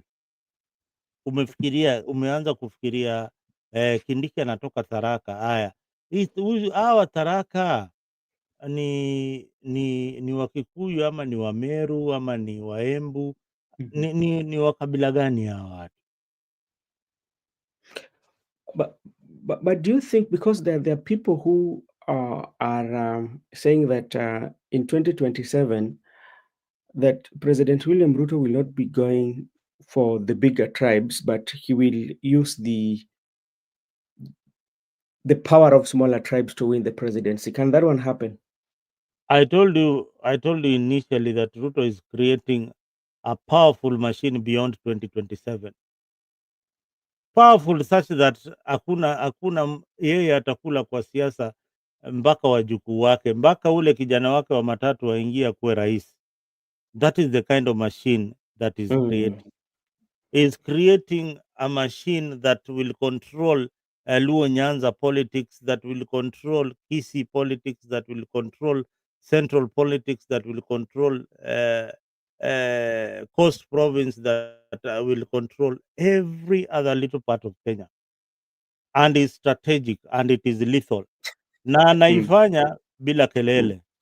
Unaona, anaifanya bila kelele. Angekuwa anaifanya na kelele, watu wangeshashtuka. Yeye asemi ile kitu anafanya, but chini ya maji ile kitu is creating. You see that war in Luo Nyanza, who is it benefiting?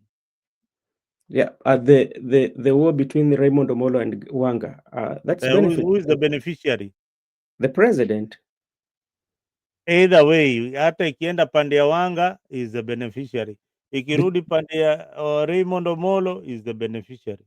Because like you see, those who are protesting that Wanga is not respected, they're calling upon the president to make sure.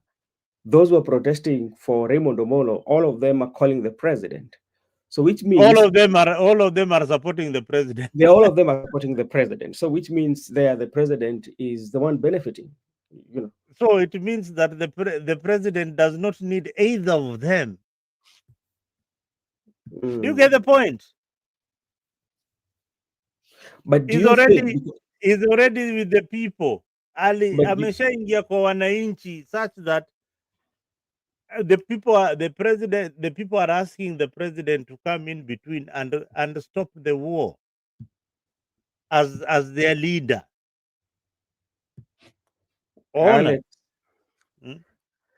Alex, habari gani?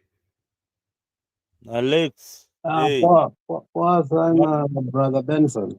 Siku mingi kakangu. Siku nyingi ndugu yangu. Asante sana. Hebu tuambie, mzalendo hapa anakejeli mtu kutoka kwenyu huko. Mzalendo tumemzoea. Asemage ukweli, si ndio? Tumemzoea. There are times you don't take him serious. You allow him just aseme imtoke. Okay, asante sana. Ebu Alex, ebu tuambie kwa maoni yako tu, ukiangalia uchaguzi ambao inakuja miaka ya 2027, tuko na upinzani na tuko na rais, na tunaona kwamba upinzani ni serikali ya badala ambao wanangoja wachukue usukani wakishinda rais, na watu pia wanasema kwamba hawajaweka strategies vizuri ya kushinda. Labda wewe kwako. I think we need we are the voice of the people. Yes. So what we say holds water and has weight. And one way or the other, whether intentionally or unintentionally, we do sway and affect the politics on how our perspective and our views are.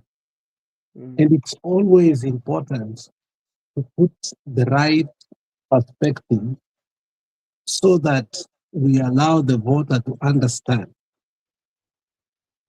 the current situation of the country. Okay. It hurts me when we say that there is no one who can run and win against Ruto. When you say that, you are being ambiguous but not specific.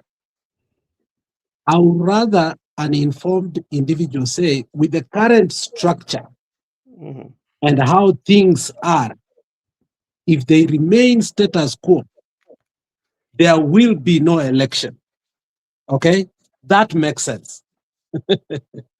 But to say that Ruto will win election, that is a different thing again. Okay? So there is the winning of election and the announcing of election. Now, if we start from there, then I think we can have a better debate of information and of truth. Now, having said that, what both Makiadi and my brother Mzalendo are saying is the machinery, as rightly put by Mzalendo, by Ruto, is ready for posterity. Okay? Obviously, there is no election. Okay? The people that will pronounce Ruto have already been selected, are in office, and they know their duty. Okay?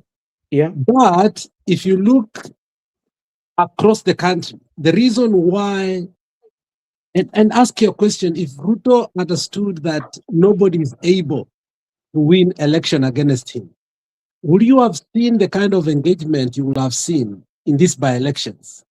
The corruption, the bribery, the killing, so on and so forth. Would you have seen that magnanimity? No, you will not have seen it. It is said in terms of political capital, more especially finance, this by-election obviously costed personally William Ruto billions of money. And if it is so, why, if there is actually no candidate who will win against him?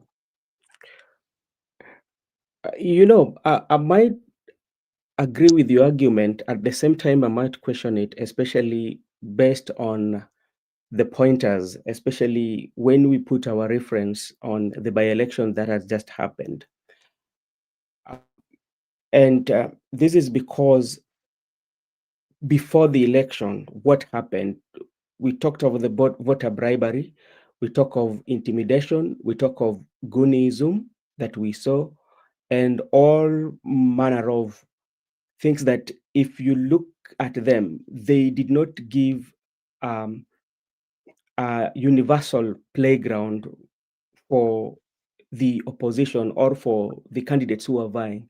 So from that is where now people make the reference and say that if by-election can happen like this, so what about the 2027? So that's why they say that, okay, it's going to win because of that.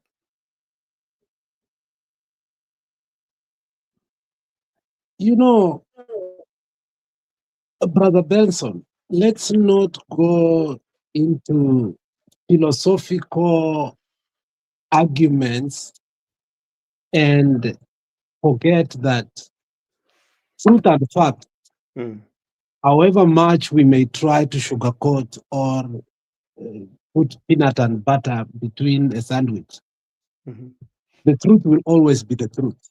True. In fact, you cannot defend the truth. Once you start defending the truth, you degenerate it or you dilute it. The truth is, in these by-elections, if you look at Malava and Osombere, they were supposed to be the start of the political death of William Samoei Ruto and UDA. and they had to do everything in their capacity. For perspective and optics, okay, to make sure that does not happen. Which actually, if I was in the government and knowing the ratings, the current true rating, Kenya is a very funny country, and sometimes it does reveal its own insidious nature over time. If you look at the book written by the former IEBC commissioner, which I think you've not read, or even Mzalenda has read, I read that book like 10 times. The other day I saw Oswago, the Chicken Gate guy, also give an elaborate interview. And all these things, when you connect the dots to form the line, they completely tell you one thing or the other. Oswago was claiming 2013 was never rigged because he was the CEO, because he understands the repercussions of it. But then he boldly says other elections have been stolen and they've never been what? So the thing is this: William Samoe understands the true nature of pulling and where he is gauged when it comes to favorability and also electability in 2027, which actually, as you know and I know, he does not get 50+1. Okay, you know that. But for optics, okay, he is doing everything in his capacity to make sure that he gets up there. But the bigger question is this, and which by now we must direct our narrative to: what can we do as of now? Do we have the numbers? Yes, we have the numbers. Can we beat Ruto down, pence down? Yes, we can. What is coming between us and the presidency? Raila, as powerful as he was, failed to secure the announcement of his presidency. One of the most hurting documentaries sometimes I watch, I don't know if you have watched it, Brother Benson, which actually we need to sensitize our people, is when Raila says in 2007, he won the election, but ABCD happened. Then he went to a certain hotel that he was called there. As he was waiting, the owner of Royal Media Service came in and told him, congratulations, you have won the election. But, okay, they told him they cannot announce him. So he has two options: do this and do this, okay? That's in document Raila himself saying. So which tells us and informs us that the people that announced the elections are quite vital. And if that is what is going to happen again, then let us already resign and say, okay, hii imekwenda, imeisha. Because if you look at the boldness of our neighbors now, and that will come to us and it's going to haunt us more.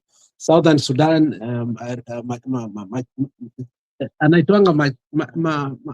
the former deputy president, Machar, he's in. Ukiangalia Bisinje is in. Ukiangalia Uganda, Tanzania is in prison or they are jailed. Ukiangalia the opponents of Kagame and Burundi, they are all. But Kenya, we are a little bit blessed or lucky we are not there. But the main point is how the IEBC or the Electoral Commission of Tanzania went overboard to say that a presidential candidate got 97, the boldness to even declare a person by 97%. That passes chills, okay?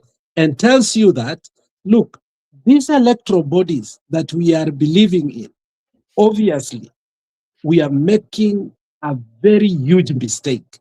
Now, if we say 2002 was the only election that was free and fair, then we need to go back and understand that what made it to be free and fair. Then we will bring out the historicity of what? IPPG and what precipitated and the argument that they had in parliament to form a neutral electoral body that was able to oversee the electoral process and finally declaring the right candidate. Do we have those things at place at this particular time? No, because if you look at it, Brother Benson, we are even in a more worse state. Remember, we have a president who has completely taken down every institution that you could go to that is supposed to cushion, okay, or take power out of him. He has changed his deputy president, and now we have a puppet. Okay, he has changed the military man. Now we have his puppet. He has changed, or he has altered the entire police force. Now we have his. He has done parliament to become the legislative to become his own tool. Okay, so anything that can be voted or should be voted, it has to be voted because he says so. So when you look at the current political situation and the powers, you know, Ruto is no longer president. It's like a monarch, okay? It's like a king. Then do you expect us to go to election and to be announced whether we win or not? Obviously, we are going to win. Trust me. Or the opposition, not we, because Mzalendo is not part of us. So when I say we, I think it is wrong. So Mzalendo, every time we say Ruto will win, even one of our Oh my God. in the comment section says every time we say Alex, Ruto will win, Mzalendo becomes very happy. Now, let me say, Why are you saying I'm not one of you? I'm only I only hate disorganization. I like people who are organized. I am just one of you. It's only that you are disorganized in what you are doing. That's why I'm saying that you're going to be beaten hands down. If I go down memory lane. and again you have proved that you are not one of us when you I are have, saying we are yes, going to be beaten. you are We going are to be going to be beaten hands down. I've told you, if elections were held today, the opposition are going to be beaten hands down. All right? Okay, let me finish my point. I'm coming there. Yes. So the powers that Ruto holds today, not even Samia Suluhu had them. Okay? Ruto has become more of a monarch than a president. Today, Kenya is, Kenya, we did a democratic election. When Ruto came with Gashagwa, we did not run a democratic state. We ran, what can we say, a state that he ran like Iran, that is run by religious leaders. Then now, after he has been taken out, Gashagwa, now we are running Kenya as a monarchy. Okay? So the question is, if we allow ourselves to go to election with the current arrangements, then we rather save the taxpayers' money and say, okay, instead of wasting billions of money, like Tanzania decided, instead of us celebrating Independence Day, let's stop celebrating Independence Day, take that money and do something else. So if that is what we are planning, and Brother Benson, nobody is pushing for, and this is where the question of Mr. Mzalendo comes in. Is Gashagwa with us or not with us? If Gashagwa was with us, there are some critical things that Gashagwa needs to come out and apologize. Gashagwa was the one who first and foremost said, kura haibiwi hapa Kenya. Secondly, he said, pigeni kura, muende nyumbani, mi nitachunga. Okay? So that tells you that he believes in a system that steals. Okay? He's not fighting for electoral what? Justice. So if we did not believe in the IEBC that was nullified election, IEBC that stole election in 2022, how can we continue to have it and yet be confident that we are going to an election? That is why now I believe that Gachagua obviously might be a project or is working towards his own personal ambitions. But Alex, let me ask you, based on all that you've said, and we go back to the voters, and because the same information that you have and the same analogy that you're giving, partly there's a majority of Kenyans who reason the same. and resonate with how you give that analogy.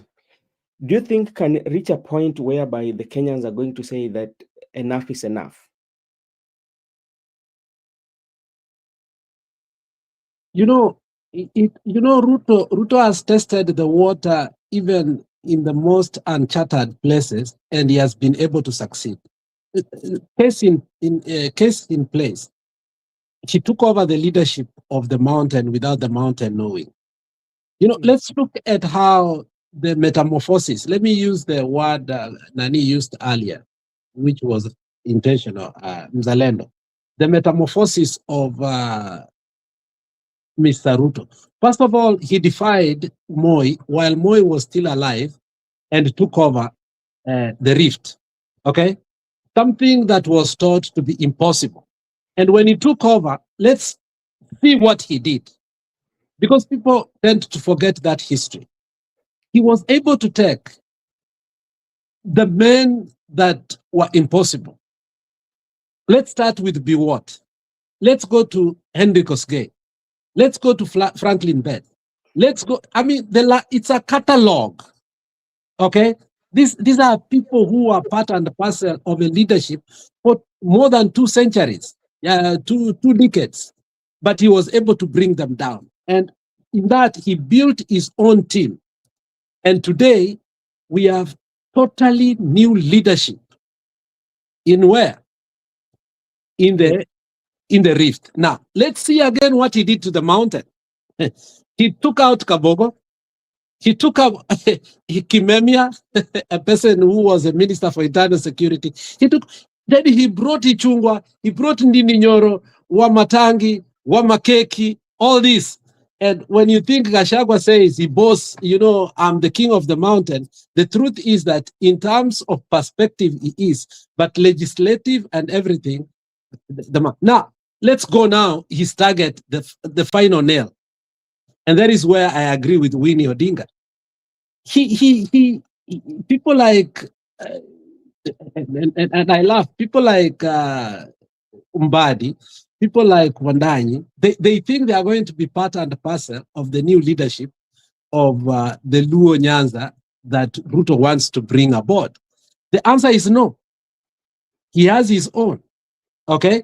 And he's going to sweep all these old leaders totally to the grave as we look in 2027.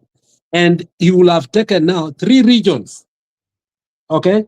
Because of him, Chezo tunaendelea kucheza. Now, people are looking and seeing how Ruto actually takes over, but they do nothing. So when I say Ruto has been able to chart his path in uncharted water, it's a scenario of how he creates his own leaders within a community.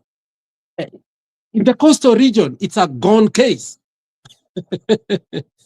Afadhali, even in Kisi, we are saying kuwa Matiang'i yuko, so on and so forth. But in the coastal region, it's a vacuum that he has already taken. Now, when you say, what will people do? If leaders cannot do anything, what do you expect the people to do?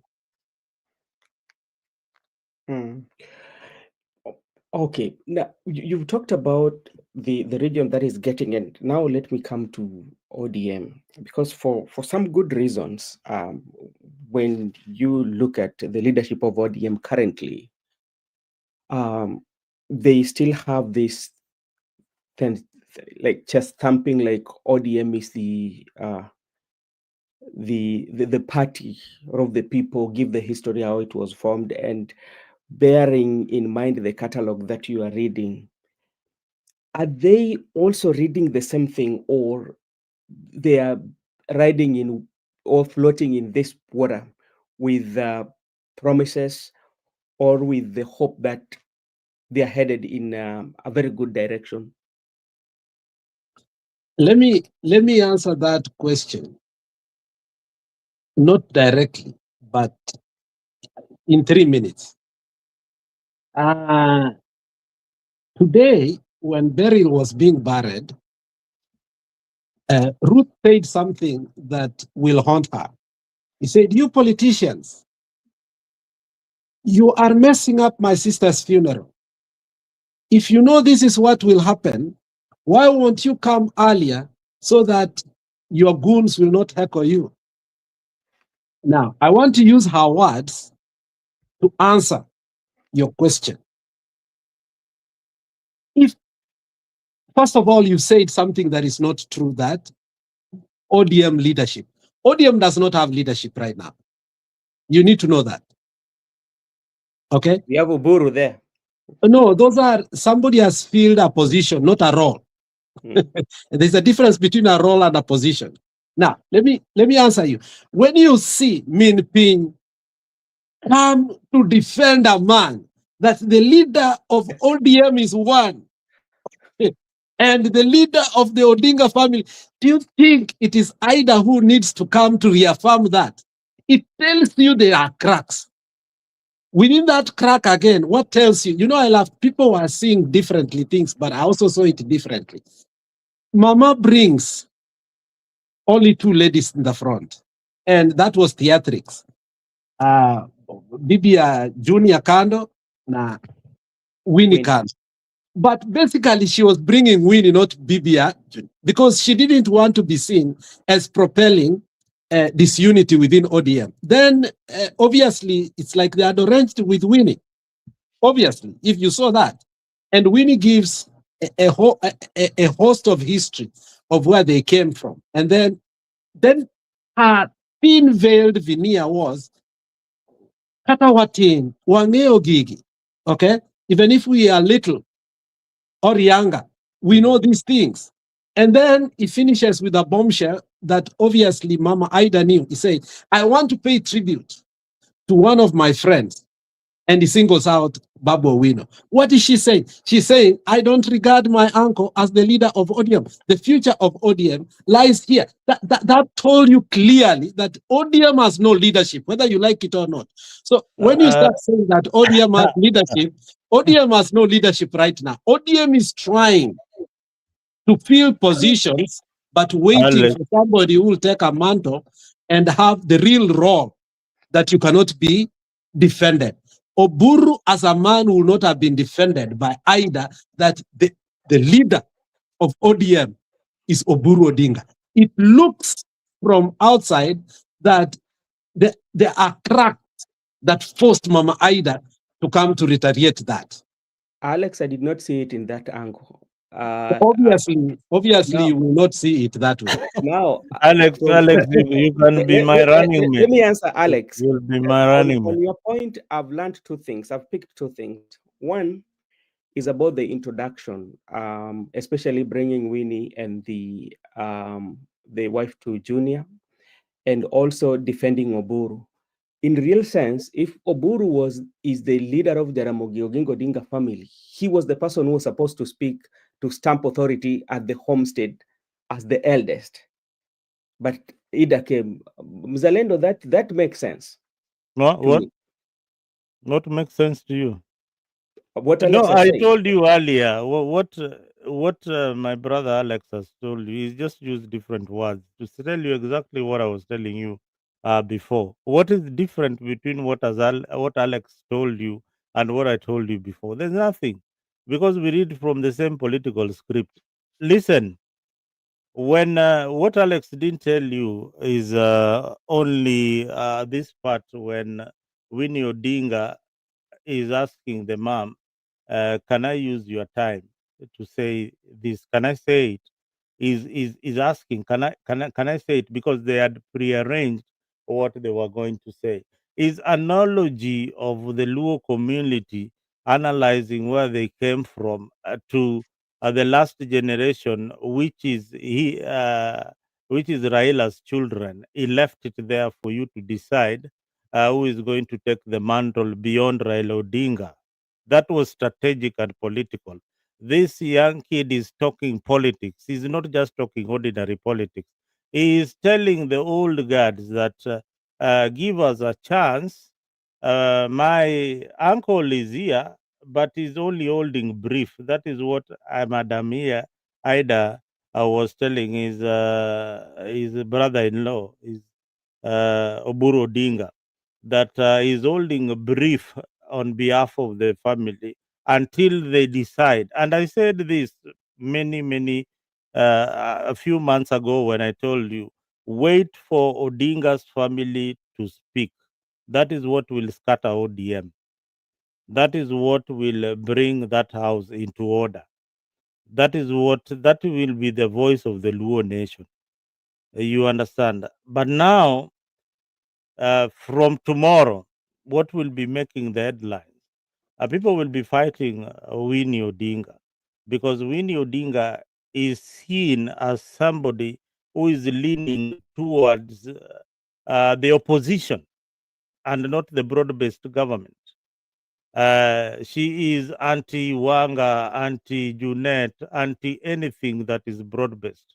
And that is, she started this conversation in Mombasa when she said that there are some people here, mchana wako na sisi, lakini usiku wanauza chama.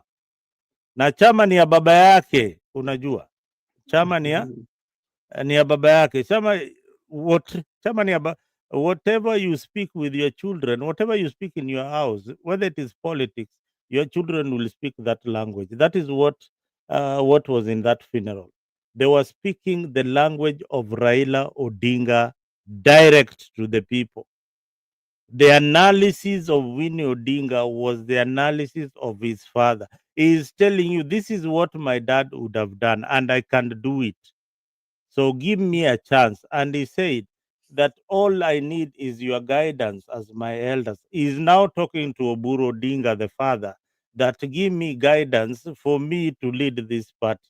And the people who can lead this party with me is that gentleman who is seated there, who is my friend, Babu Owino. It is simple. There's no rocket science there.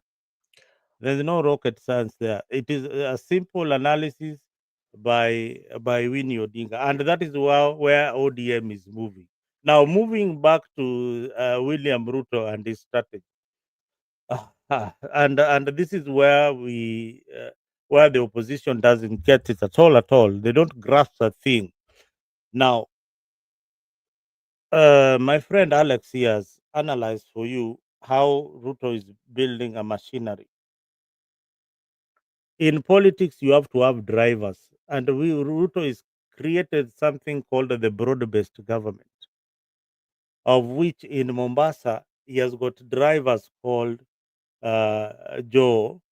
In Homa Bay, Nyanza, he has got a driver called John Mbadi. In the other part of Nyanza, he has got Opio Wandai.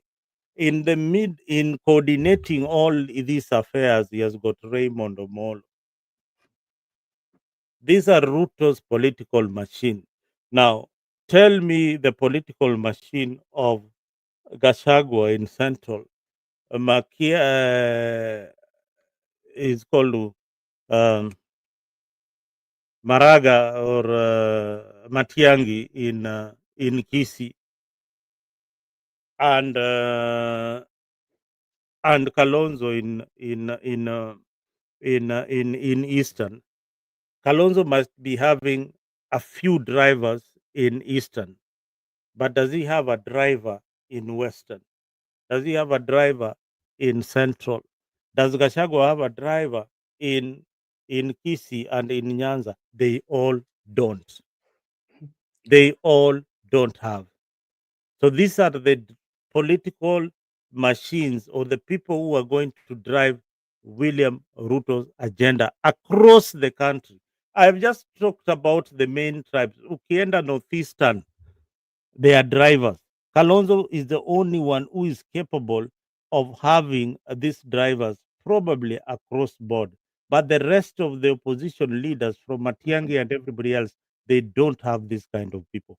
That is why I tell my brother Alex, the opposition needs to coalesce around Kalonzo Musyoka and give him that benefit that he is the one who can take on William Samoei Ruto. And if you saw, that was the main agenda. Even if we had a funeral in Siaya today, the main agenda politically, if you foresaw it, and the the sentiments of the people and how they brought it up. You know, the by-election in Homa Bay revealed a lot. And if you know, people like Kaluma went berserk and they started questioning the arrangement that they have been so defending. Remember the famous evening when he started questioning the UDA, how PDP individual Obado and also Kibero transversing Katipul Kabond and doing what? Campaigning. Until Cheriot had to go the next day to again spin doctor the whole issue to calm.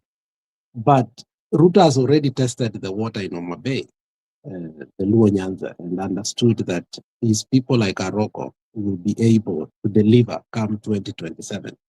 Now, if that is the case, Mzalendo needs to understand that when you look at the political formation and the so-called drivers that you are saying, the ODM as a party, not as a leadership, as a party, is wary of their affiliation with William Samoei Ruto. The sentiments of people like Orengo and the other leaders yesterday will almost tell you that Kalonzo is a safe pair to them. However, Kalonzo has not done his part very well in transforming the country the way he needs to. And you understand what Ruto has done in terms of the funding of political parties' money. They have not been released intentionally because he fears the political activities that it can cause across the country. If you remember when Baba decided to use his personal money with Edim Sifuna to go throughout the country to register people in ODM, even when Ruto refused to give them money, it brought chills to Ruto. Ruto really feared that even without money, this man can go throughout. You know, they started from Siaya, they went to Kisii, they went and, you know, Busia, and, you know, that they finished in Mombasa. That had Baba done one more time, if he had not died up to 2027, I think Ruto will not be anywhere near. Now, when you are saying that, but in my view, I honestly, after the by-election, the Luo Nyanza have started looking at Ruto as a very thin-veiled enemy to them. The problem is, as Gachagua had said earlier, Ruto has a book. When you come next to him, he will make sure you eat with him and he will write down.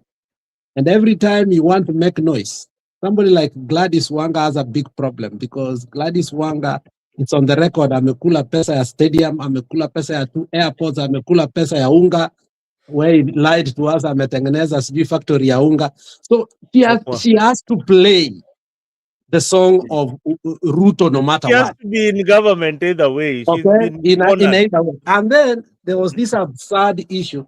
He believed Baba was what? Immortal. Baba will not die. So she believed the statement of Ruto that the deputy president will be a woman. Remember when Ruto said that during the UDA meeting, that next deputy is going to be a woman. For a very long time, Gladys Wanga thought she's going to be the deputy president. Okay, so she acted like one before she became one. She has been acting like a deputy president. But the by-election has revealed a lot. Okay, that Ruto does not want to work with ODM. Ruto wants to take over. Could that one The takeover of ODM has already happened. Okay. So remember during the burial, he said that he will not allow anybody to take ODM back to opposition. He will use powers within. No, he's a member, he's a life member of ODM and a founder member of ODM. He has never ceased to be a member. I am a life member of ODM. I've never ceased to be a life member of ODM. We are all life members of ODM. So hatuendi mahali. Same to William Ruto. Alex, let me also ask you this. In the event that Ruto becomes president in 2027 and we are looking at accountability and transparency of good governance, do you think the majority of Kenyans can decide to vote good parliamentarians who might go to the parliament, or to make sure that they put the executive on check? Do you think we can get that scenario? So we have a weaker executive so that any bill cannot just pass, or any law that is brought into parliament, not like the parliament we have right now. The worst case scenario. One of the things that happened in Kenya until today, I cannot believe that it did happen, is when the minority took over the speakership. That must have informed you a lot. Okay, so when you talk about leadership in parliament and performance in parliament, I think with Ruto, I think that is a facade. We are chasing a mirage. Ruto will never allow a responsible speaker like Marende or Lekaparo to oversee parliament, whether you had the best of the best in parliament.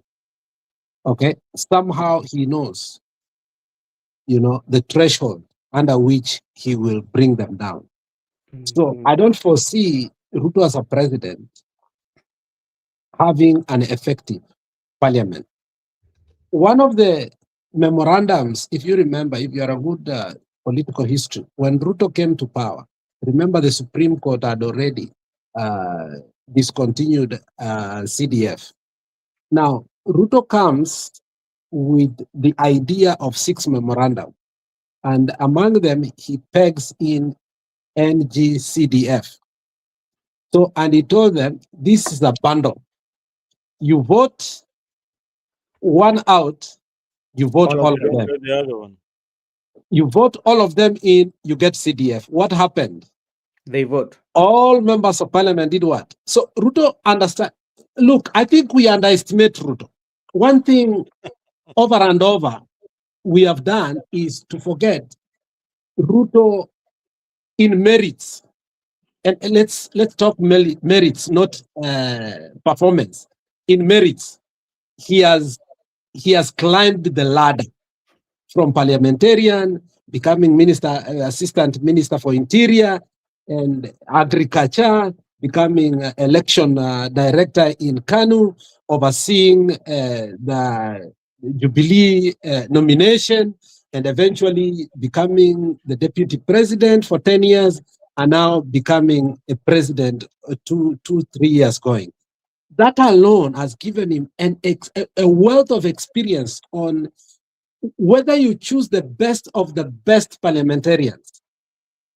There is, when Ruto says something, sometimes we cajole him and think that he is mad or he's outlandish. He's saying things. When he once told his cabinet that I know more than you, people are just laughing. But iliniuma, but it was true. It is true. I know more than So you. what I'm saying is, don't be snookered and live in this deep amnesia that the best of the best, even if you were to put Otienda Molo in every constituency and come to parliament and think that Otienda Molo again will not become the speaker.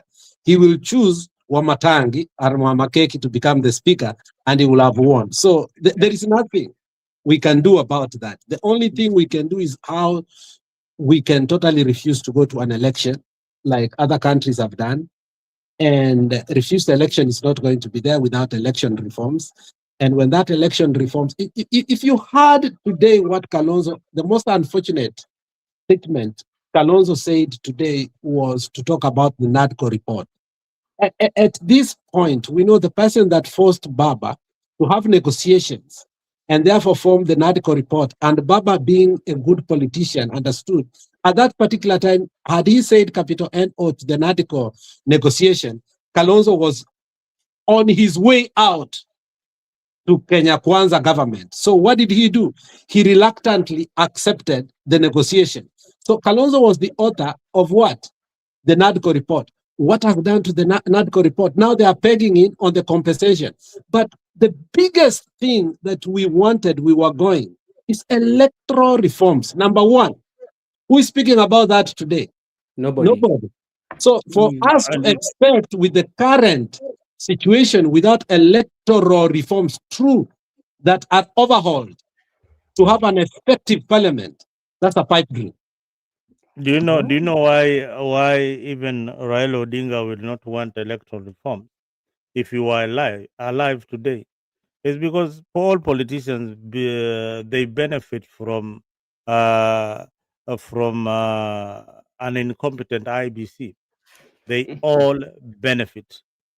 They all benefit. If you reform IBC, the politicians will not benefit. So there will be newcomers in politics. But what, Brother Ben, you're forgetting about the parliament and even Alex, is that this is the only parliament where we have the minority working with the majority. Minority leader works with the minority leader to agree in all the bills. All the bills No, that are I think you are wrong there. You are wrong I'm not there. wrong. Who is the minority leader? It's Junet. No, relax. This is not the only parliament we have had. Previously, if we be brutally honest, Jeff Koinange is one person who revealed to us more without actually telling us the more. Now, if you foresaw how Jeff used to have his two-man debate, that was Wednesdays, and I hope Jeff will finally come back to his show. Akileta Sakaja analeta Mtula Kilonzo. Akileta Ahmed Nasir analeta nani? Barak Muluka. Okay? And you could see that pattern. Now, but whenever he will bring Mbadi, he will bring who? Kimani Ichung'wah. The relationship between Kimani Ichung'wah and Mbadi has always been there. And the man called Mbadi was a traitor for a very long time, but we never actually came out to speak about it.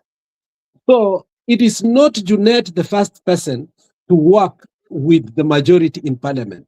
Mbadi mastered that art. He did it openly, but we did not have the guts to talk about it, Mr. Mzalendo. But now it is too open that they cannot hide it. But it's an arrangement that had been done over the years, and we kept quiet. That is prepare. Angela, prepare for another SG in ODM, Lekina Oledima. Kweli. Unasemaje? If she's suggesting about Ledama becoming ODM SG. The worst thing that ODM will do is to take Sifuna. You know, let me use as a religious or a spiritual connotation. When God told the children of Israelites, when they go to a certain war, they should totally eliminate everything. They made a mistake. They left the beautiful women and the fat cows and the gold. And when they came back with the spoils, they were happy. God said, because you have done this, there will be a thorn on your flesh. You will never eliminate them and they will never eliminate you. Obviously, that's what we see right now in the Middle East. Yeah. Let me finish. If they take away Sifuna, ODM will not win even one seat in Nairobi, not even one councillorship, unless Kibra somewhere whereby the ward is completely Luonized. Okay? Now, they must look at the political capital of Sifuna as an individual, even in terms of perspective. And the perspective here is leave Sifuna as the SG. If we want to steal the election in Nairobi, we'll say we steal for him to become the senator. Out of the goodwill of him stealing the election, we can now steal members of parliament, the women rep, because it will not be so open. So, and they will make sure, as Sifuna boasts, I got more votes than anybody apart from the president in this republic. So, taking out Sifuna, for me as an individual, I don't know about you, and even the talk about it only deems ODM as a Luo party. Not only as a Luo party, it remains only to be a Siaya party. Because right now, you see when Luo is divided. So we are not even talking about a Luo party. We are talking about a Siaya party. Yeah. So that talk should not even come out of. But that is a talk that UDA loves most. And the people purporting to speak for ODM and who wants Sifuna out conspicuously is UDA. I don't know why. It's Muzalendo type people. What did you? I knew you'd say something like that to trigger me. But anyway, that is expected of you, Alex. I'm used to you. But let me tell you, what you've said right is the Sifuna personality. The Sifuna personality in Nairobi is huge that ODM cannot replace. That is the problem. That personality is what they need, and that is personality is what scares them. Now you remove Sifuna as personality and inject a personality like Olekina, like you had mentioned. You have killed the morale of the people who Or they bring of the party. Or Kasamuel Makoure, you remove Sifuna. And I told Sifuna, don't answer that small boy. Why are you even bothered? And Sifuna does not even answer them. He lets you rant, and then in the evening you find him with his tasker. Anakunywa pole pole. Life is normal and easy. The Sifuna, what he has built, a personality that he has built from the time he was elected the Nairobi senator is huge. Is not only he doesn't talk to the Luya base. Sifuna talks to Nairobians. He addresses Nairobians. He does not address the Luya like Aladwa, who comes sisi kama Waluya, sisi kama jamii ya Omlembe. He does not speak that language. He speaks to national politics. So, just as Alex has said, the ODM is being relegated to a regional party that will be controlled by the likes of Gladys Wanga in Omabe. But how do you negotiate? How do I negotiate with Alex when I'm already in his house? The value itself shall have gone down. I lose value when I'm already in Alex house. Ataniambia kama unataka kulala hapa kwa kiti we lala, lakini kabla niingie nimwambie masharti yangu ya kuingia hapa kwako. Alex will tell you, Mzalendo, I really need you to come and visit me, but I've got condition. When I'm coming to visit you, I'll have to get my martini rosso on the table, or I'll have to get my Glenfiddich ready when I come to visit you. Also, make my bedroom nice, the way Baba's bedroom was made nicely by Oparanya, huko in Kakamega. So those are the conditions when I'm coming to visit you. But when I'm already in your house, I have got no say. Ni utajipanga na zile vitu ziko hapo. Na pia Alex nikiingia kwake na nianze kusema hey, Alex, you have arranged this house, hii kitu inafaa kukaa huku, hii kitu inafaa kukaa huku, na wewe ni mgeni, wewe tu ni mgeni na unapata watu wenye nyumba hapo, of course they will not be comfortable with you. So ODM with its two CSs, they are acting like now they own the government and the Republic of Kenya. They are the ones who formed the UDA government. So it is shameful. It is. Did you see the classic response of Orengo to the CS today, that was a thin-veiled attack. He said, remember, this is not the first time we have been in government. Yes, I noted that. He told them, look, at the beginning of this nation, at the birth of this nation, we had the deputy presidency, and we had one of the most important dockets, which was the Minister for Planning. That was Tom Boyer. And he went further to tell them the roles that they played. But even though this is not the first time we have been in government or held the CS position, he only failed to also tell them that, he was actually the favorite of Kibaki's cabinet. I hear that, and I'm always told that Kibaki was so fond of Orengo, despite him being on the other side, though he was in the coalition government. So I think, Martha Karua once told anaitwa nani, Uhuru Muigai Kenyatta some years ago that he's a political crybaby. And she even went further to say, a little boy who was just discovered that walking naked is cool. It doesn't matter mahali atatolea suruari yake hata kama wageni wako na aanza kutembea tu hivyo, despite of everything. And that is how now Mbadi is behaving. Undanyi, I think, comes a little bit more reserved and moderated when it comes to some things, though his role is sometimes have to defend the government. But I think Mbadi goes too far. And even if people like Zakayo Yugi, Ndolo Aya, and who else, Dalmaso Tieno, who are actually in Kano, they understood that Robert Uko. Even if they understood the limits, and they played the politics of the gallery also of what? Of the advancement of their own people. But when you look at Mbadi, and if Mbadi's scenario is very unfortunate. If you remember one time when they asked, why did Baba decide all the cabinet's position and even the leadership change that is coming to parliament to be Luo?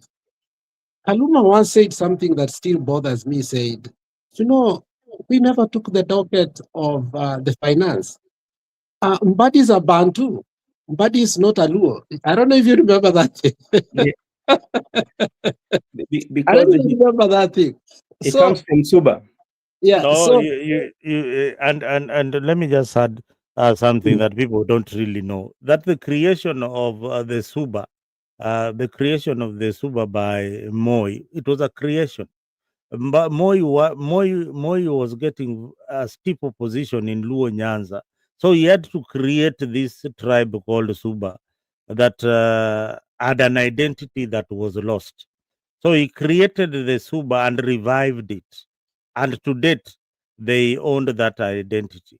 If you ask any of them, including Otieno Kajuang or Mili Mabona, if they can even speak Kisuba for a minute, they wouldn't even know the language.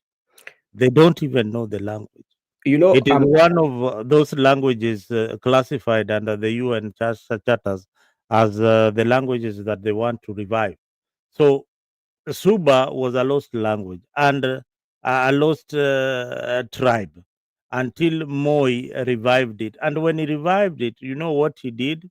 He made sure that there is a minister coming from that area. And that minister was called the late Nyakiamo, was the minister coming from Subaland, revived by and he maintained that to get the coordination of Luo Nyanza and especially South Nyanza was coordinated from Nyakiamo's home by the Suba people. So that is how Moi managed the political structure in Luo Nyanza and the greater South Nyanza. Mzalendo, though I'm not disputing that, but when I look at my history, especially my forefathers, they came from Highland, Ngode Highland, just adjacent to Rusinga. And they used to speak Suba. Yeah, but can you speak that language yourself? No, because I was born in Migori. With us, they came all over. They migrated to Migori. Can your cousin who is your age mate speak the language No, fluently? even like Sami himself, Sami Wakega, I don't think whether he speaks Suba They because don't. They don't he's a speak that cousin language. to he's our That is cousin. my area. They don't. We don't. They don't. My uncles don't speak that language. They have got words, a few words they can utter, but they can't speak the language. That was a Mhm. creation of President Moi to divide the Luo nation. So he divided them by creating the Suba, and it worked perfectly. So let me ask you, gentlemen, in the shadow of all this, the way forward, the best way forward for Kenya, if we are looking for a good leadership that is accountable, a good leadership that provide the services that people need, what can be the way forward? First of all, we need to elect a leader who respects the rule of law and the constitution of Kenya. Meaning that when we elect a president, is working for each and every person, for each and every community, so that this community that, the Luo who are now saying that it is a favor, and it's so annoying when Mbadi is saying it doesn't merit to be the CS for finance. It is a favor that was done to him by done to the community. Yeah, it is not a favor. It is not a favor. It is he qualifies to be in that position, and that is the reason why it is that, and he's not there to serve the Luo community. He's there to serve the people of Kenya as the CS for finance. So we need leaders who look at position as not Favor. uh, not favor or enticement to bring votes to the other camp, but to provide services to the people of Kenya, same as to anybody else who is given the opportunity to serve in the cabinet. He serves under the mercy of the president, but he ought to serve the people of Kenya according to the constitution. So it is not a favor for a community to get a position or a tribe to be appointed. It is not a favor. And once we take that direction, then the political class, including the presidency, will use these dockets to entice communities to vote for them, even if they are underperforming. And the community will see that we have been done a favor. We have got a minister so and so in this government, and you know very well that they don't share their pay slip with you. The pay slips, they take them to their children and their wives. So this is something that we need to stop completely, and stop praising such leaders. And when we get a chance, we condemn the act of giving self gratification that, I am working for William Ruto and the Luo community. It is not that way. It is you are working for the people of Kenya. Alex, what is the best way for us in the worst case scenario? I will take a different perspective from Zalendo. Totally different perspective. When we have no bankruptcy of leadership at all in that country, in spite and despite of all the challenges and problems that we have had, but we do behave mostly and most communities as if it's either one person or we are dead. For example, we have created a new problem that will be for the future that we are not ready to resolve our pandemic political problems. Let me give you a case scenario. When the mountain still believes in Gachagua, and they believe that Gachagua will be the solution to them, and having known who Gachagua is, they have not even solved their problem yet. Okay? They are not even ready to solve their problem because they don't even see where the problem is. Mm, Do you see that? yeah. So it must start for us to decide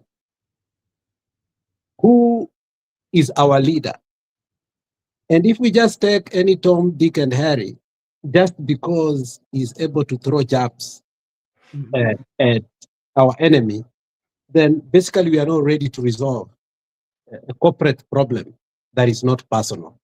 Okay? Yeah. So from the current situational ethic that we are in, I don't think Kenyans are ready for change, because when you look at the community leaders from Wamalwa, from Natembea, from Matiang'i, from Kalonzo, from Gashagwa, from Joho, the question that pegs in there, all these people have said, do you think there is change truly in the people that have said there? No, that's a fact. That's a fact. But because now we have an enemy within that is more Nephilic or Goliathized, so we think we can look for any David that is around that who boasts to be a David, without a spiritual stamina, without a leadership stamina, without integrity stamina, without everything. You see, all these people we are toying around, even if we continue saying, I believe, and I totally believe that Matiang'i can transform that country. I totally believe that Kalonzo can win that election. But then again, if we truly were to go to the spirit of, reformation, transformation, and progression of that country, so that we can be another Singapore or better than Singapore, we are not going to see that kind of leadership changes. We are not going to see that economic changes, educational changes, healthcare changes by just changing Ruto to Gachagua. You get it? So Kenyans need to take a deep breath and ask them, what do they want? Is it ni nyani tunabadilisha ama is the forest? But I don't think Kenyans are ready for that conversation. If a Kikuyu came up here and we started saying that, Gachagua is a wrong person, we are going to fight here so badly. If a Kisi came up here like me and we started saying, like, I almost beat Mr. Mzalendo down there by him bringing the issue of Jubilee, we'll also start making, like, we have some serious structural, foundational issues. And yet we are painting, putting ceiling board and doing solar up here without a foundation and a structure. And when do you think we are going to get out of this narrative whereby we are being told like our situation is like this because of him? For instance, when maybe you meet my Luo brothers, they might be saying that our situation is like this because of Mr. Gachagua. When we go to Kambani, it will be told because of he's a leader from that particular area. And you find that the majority of voters buy into that. Then when it comes to voting, they vote based on that our situation is going to change if we beat this person. Have you realized something that sometimes makes you just say, let Ruto continue? Have you gotten to a point whereby personally on your basis, whereby you look at things, you wonder where we are? Have you ever reached that point, Benson? I want you to be honest. Let me be very honest. When I see Gachagua, when I see Muturi, when I see Ndindi Nyoro come and they are the ones who are telling us how Ruto is a thief, I just say, let him be a thief more, because we told you, but you did not hear us. So they think that their rhetoric, is going to be more eloquent and convincing than that of Baba or Azimio as a whole. Unaelewa? Like, we are in such a bad situation that those who fought for Ruto, nail and tooth, for him to be in the government, today they are the ones who are telling us how this person, those who really did not want this man like Junet, who went, people like Atuoli, Kateni Miti, like Kenyan politics is a sucker. Like, when you hear Atuoli now saying, this guy cannot be taken out, This is the same person who told us that, huyu jamaa atachukua nini? Treasury apeleke kwake. Instead of him capitalizing on what he said before, saying, look at the CDN Bank, what I told you has come to happen. Now he's running from his original statement and telling us how he cannot be taken out. The ones who told us kumi yake na Gachagua kumi, today they are telling us that Ruto is going home. That is the kind of politics that we love in Kenya. And actually it makes people very happy whenever such kind of suckers happen. It's so sweet to the politics of many of us. I mean, people don't sit down. People don't sit down and really question themselves. What do we want?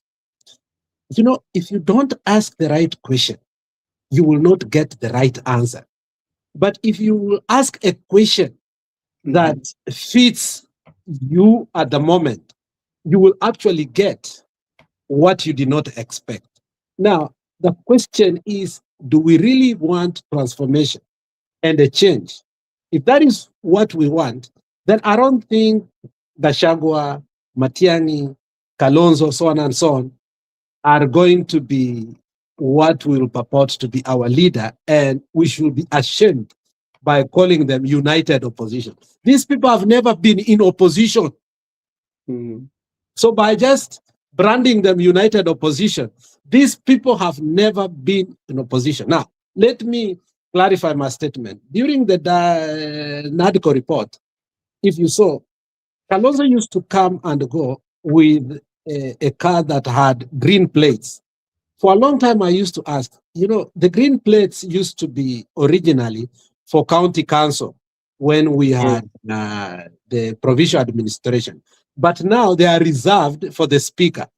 So Kalonzo was negotiating for us while he acted like the Speaker of the National Assembly. Okay? Now, secondly, if you go today by corruption, tunaambiwanga Kalonzo is ni mweupe kama pamba. But you have to remember, half of Karen, in terms of land, is owned by Kalonzo. And then unasema Kalonzo ni mweupe kama pamba. The question is, how did Kalonzo get that land? That's the first thing. Secondly, what is the worth of that land? Billions. Obviously, it's billions or going to trillions because it's a huge land. Now, then, where did he get that money to buy that land? Obviously, it's through politics. So somehow we have lesser evil politicians and insidious evil politicians. So we don't look at eliminating evil. We look at choosing lesser evil because we are all evil. Why? Because Kenya is a corrupt country. If today we want to say, okay, mzalendo, hata passport aliendea huko Canada ama hapa US, akienda kuipata alitaka within 24 hours na alilipa kitu kidogo ndiye akaipata. So he's a recipient of corruption. So if we want to eliminate corruption, it means we must also eliminate the passport issues, we must eliminate hospital, we must eliminate tax corruption, so on and so forth. Are Kenyans ready for that?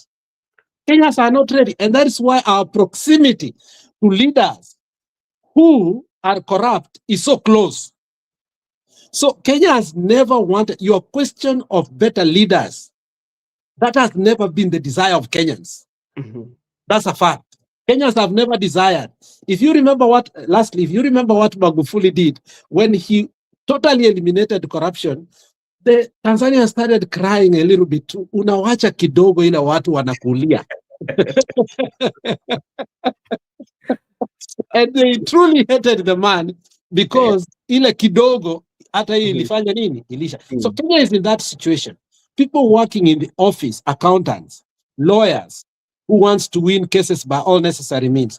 When they see Martha Karua is going to become the next Minister for Constitutional Affairs, and they know the changes she will bring, they would rather vote for Ruto because those in the judiciary know that the moment Martha Karua becomes the Minister for Justice, they are gone. So Kenya has never desired a true transformational leaders. We only talk about it, but in practicality, we are more comfortable with those who seem to do what actually we subscribe to. All right, thank you. And this is going to be the last one. Then we can wind up. Maybe I would start with Zalendo. This act that we've always or is always happening in our country, and this is the use of money. Everything that happens, even if you crack a joke on a politician or you make something that kind of like is trending, a politician will call you, then the next thing you are given money. Anything that you do, the money has become everything that we want to do. Even if we want to persuade you that we have to give you money, and this is a way to show how generous we are, but in another way it spoils the country. That money has become everything, everything we do. Remember what happened when the Albert Ojwang died. The only way to slow down that protest was the money that was given. And you saw the other day the father was coming back to Kenyans that he wants justice. There's so many incidences that we've seen the money being given to as a way of appreciation, but not as a way of justice. And this also happened with the panel that the courts just say that it was unconstitutional. The compensation panel, the courts just say it was unconstitutional. And if you look at it very keenly, what came first was about to compensate without justice. Why do you think we've put payment first or the issue of the money first in a country anytime we deal with things of serious issues? Mzalendo, unmute. Good question. Good question. That why do we deal with money first? First of all, the wheel of justice, it grinds very slowly, or it rotates very, very slowly. By the time you get justice, probably you'll be dead by the time justice is served. So, compensation, why people go for compensation, is an act of it. You cannot compensate life, but it is an act that we did wrong, and take this just as a consolation, but we might not bring back the person who is dead, but the person who killed, let us still go through the court process, which eventually they might not get justice. So there are two things. Sheria inakata pande zote mbili. Inaweza kakukata wewe mwenyewe ule ulipeleka kesi, na pia ule mwingine ikapendelea ule mwingine ule ulikuwa unataka ashtakiwe. So mambo ya sheria, it can go either way. The government can lean towards the accused, and they get away with it. So you might not get anything at the end of the day. When they root for compensation, is that they can push for the money to come out very, very quickly, so that the diseased, he had children, he had a family, and things like that. Their life can still go on even after, as they look for justice. So that is one way to look at it. Now, politics in money is also another thing. Why Kenyan politics is just about money.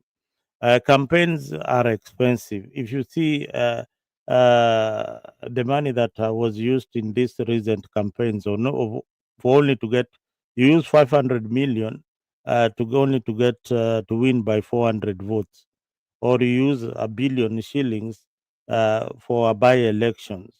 Yeah, because the voters expect handouts. Political parties are funded today. And why did they ask for funding?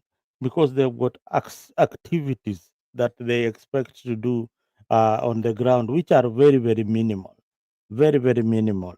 And some of those activities, is to mobilize their people using the same resources. A long time ago, probably Brother Ben, you are not born yet, but maybe Alex was there. Politics was about debate, what Alex and I debate here each and every time. Today, if Alex was to vie for any political seat against almost 1 hour, almost 1 hour can easily beat him. Why? Why do you think almost 1 hour will beat Alex in Jacaranda? And Alex will be wondering, and we will abuse him and insult him that how are you beaten with somebody who has not even gone to school? And they are all members of ODM. It is that sad. It is that sad. It is no longer about policy. It is no longer about what you say, but it is how you how your loyalty is gauged. Mm. It is about loyalty and the perception that almost 1 hour his blood and veins run on ODM is different from how people will view Alex, who probably will contribute better in parliament than almost 1 hour or Gaucho. So politics is about the perception, how people look at you nowadays. A long time ago, it was about debate. We would walk on stage, we will try to seduce the people, tell them our policy without giving them handouts. And the people will go out clapping that guy called Alex. He really beat Muzalendo in that debate. That is the guy who is worth being the MP for this area. And Alex will be voted because of one debate that he conducted properly in Nyamira. And that is what made him the MP. So things have changed. We have social media now. We have got goonism, how many goons you can buy in the game. So there is a lot of dynamics in politics that are changing. That if we don't deal with it at this moment, then Kenya will be controlled by political gangs. Yeah, political gangs. A gang of 50 people saying that we will protect candidate X, who is Alex, and we will make sure that he wins this particular seat. And they cause terror and mayhem during election, and they make sure that the IBC guy announces Alex as the MP. Those are political gangs, and they are protected by certain individuals. So we are getting to that stage. So when you see countries like Somalia, Haiti controlled by gangs, it just starts in a small way. When I saw the presidential motorcade being followed by gangs robbing people in the streets of Nairobi, then you wonder: Are you in a civilized country or not? Mhm. So it is serious. It is serious. There are things that we have to tackle and see them the way it is, and say them. And that is why we don't waste time here to come and enjoy.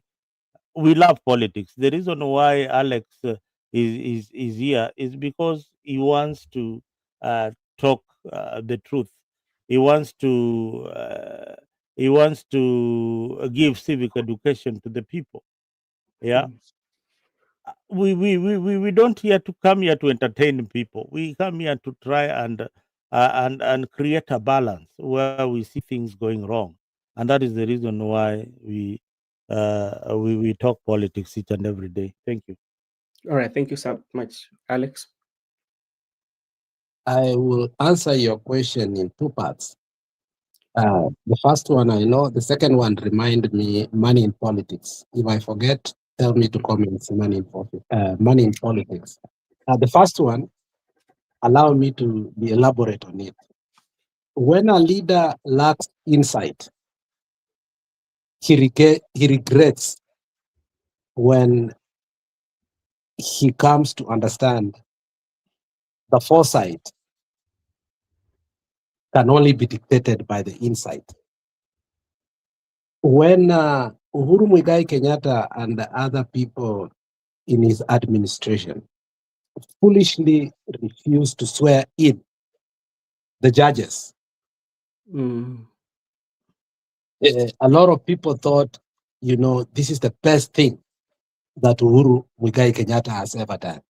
Maraga pleaded with him. And actually, they withdrew funds, and Maraga, remember, started crying wolf about them not getting security, so on and so forth. But that was a catastrophic mistake that I believe Uhuru Muigai Kenyatta regrets until today. Now, let me explain why it was a great mistake. No sooner than Ruto became the president, immediately he swore in those judges. And Brother Benson, I want you to understand why I'm saying this, because many people still forget that. And it's towards your answer, because a lot of people do not understand what is going on in that country.